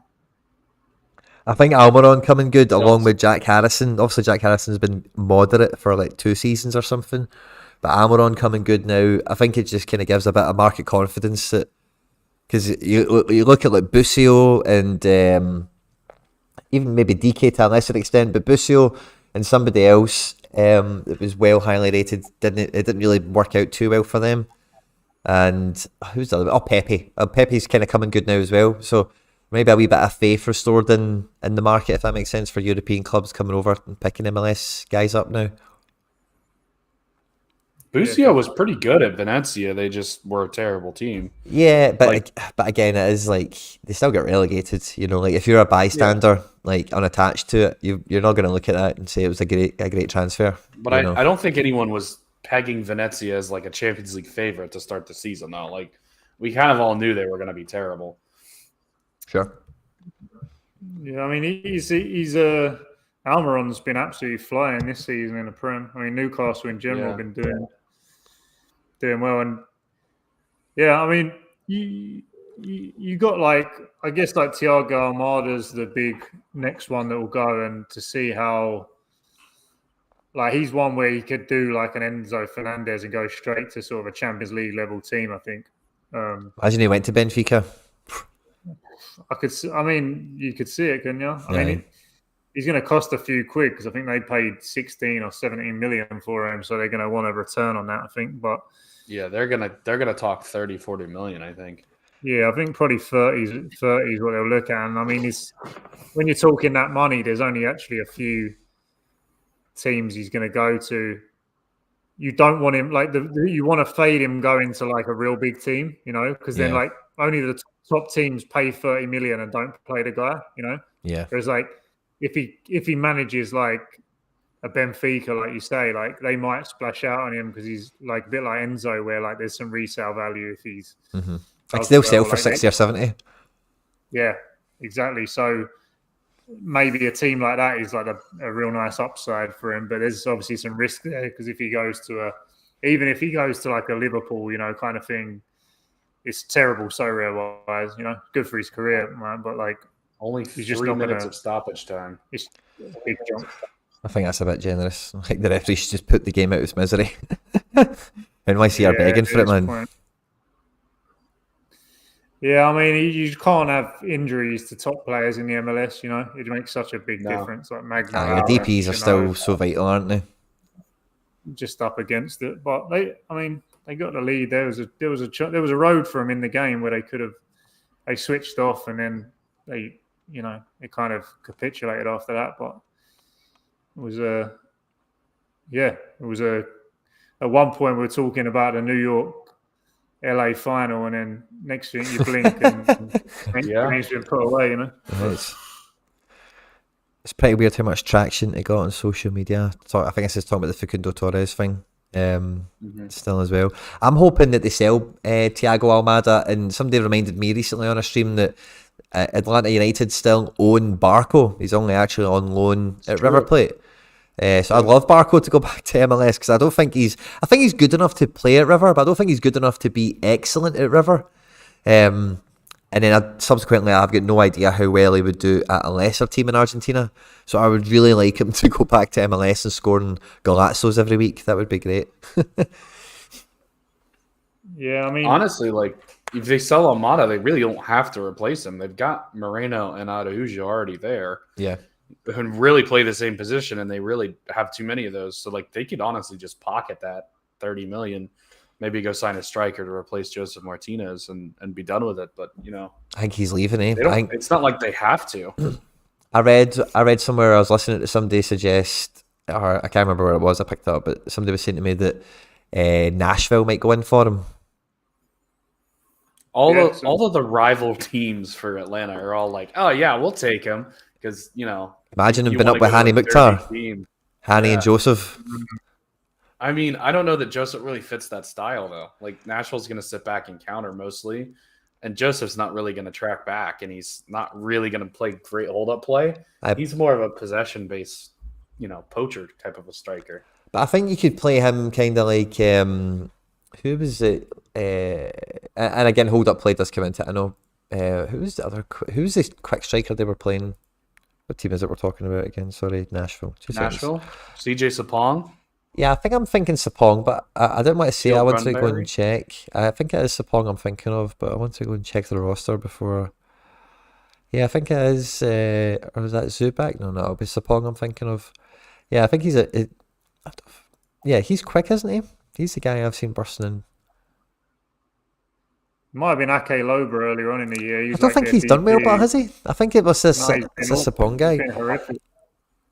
Loba's been bad. I think Joseph would be good on the counter attack, because I don't think if you are Nashville and you're still sitting in deep and being resolute in defence and whatever, I don't think Joseph minds breaking his neck to get up the pitch for a tap-in. I've seen him try to do that plenty of times. Just sometimes doesn't get the ball, or he gets. Again, the problem sometimes with strikers is they get the ball too early, and they're not great passers and they're not great decision making sometimes when it comes to build-up play. Right. So sorry, a wee bit of a daft tangent, but no, I think he could do okay. 'Cause as long as he's still got a bit of pace and that sniff for where to be, but he's still MLS contracted. I think. I just don't think. I don't think he's elite speed, and I don't think. No, I'd agree with that. Yeah, is really going to track back on defense either. So I think that was kind of the main issue that Atlanta had with him. I think Joseph Martinez would improve pretty much any team in the league. He's for sure. But I'm saying stylistically, where does he fit? I don't think it's Nashville. I don't necessarily know, because I think that Nashville are kind of handcuffed by the fact that they've got. I mean, they started Teal Bunbury in the playoff game. You know what I'm saying? But they have the ability. They have the players to feed Joseph Martinez. Hani Mukhtar scored a bag load of goals, and he's in them positions on the ball. Randall Leao is a player that needs someone around him. He's busy, he's sharp, he's got quality.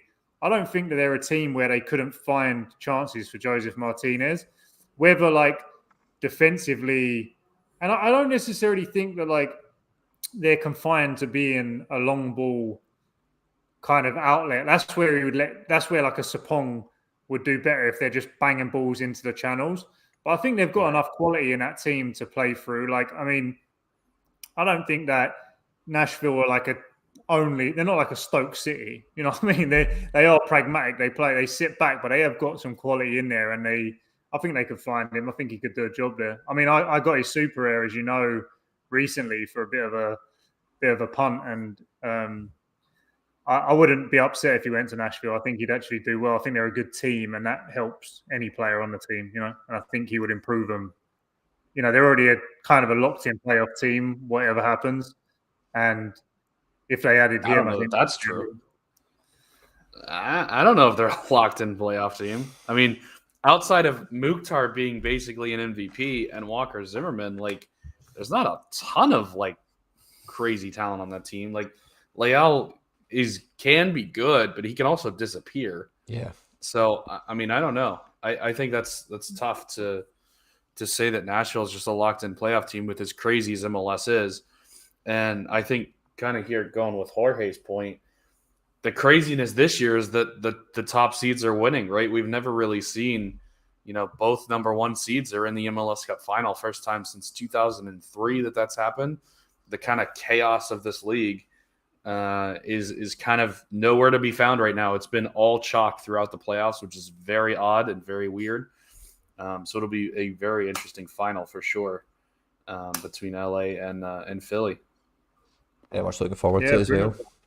Yeah, I think I'll be going to the game, so that'll be exciting. Just down the road. Yeah, down the road. I think. I don't know. We're still got to see, I think there might be some tickets for on the horizon, so I'll be going down there. It'll be good. Oh, that sounds quality, man.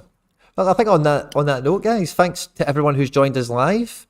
Just so you guys know, I'll be hitting some outro music just so that this ends. You won't see me for a second, but you'll see me in 5 seconds or something. To everyone who's joined us after we've been live, thank you very much. Fist bumps to all you mad people who watched us after we were live. If you watched us live, thank you very much. It means an absolute lot to us. Please hit like and make sure to follow all the guys across social media. I've not, because the technical glitches, normally I'd have it all linked in the description of the video, but if you check out on Twitter, it's all been tweeted around everywhere. Make sure to go and get the follows.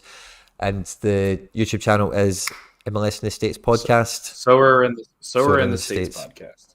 Yep. It's very late. It's 2:30 in the morning for me. I'm sorry.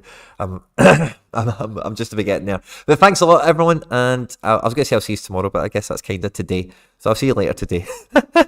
Thanks a lot, guys, for coming. Loved it. Yeah, it was great. Thanks for having us. Thanks, Nashi. Thanks, Quinny. Have a good one.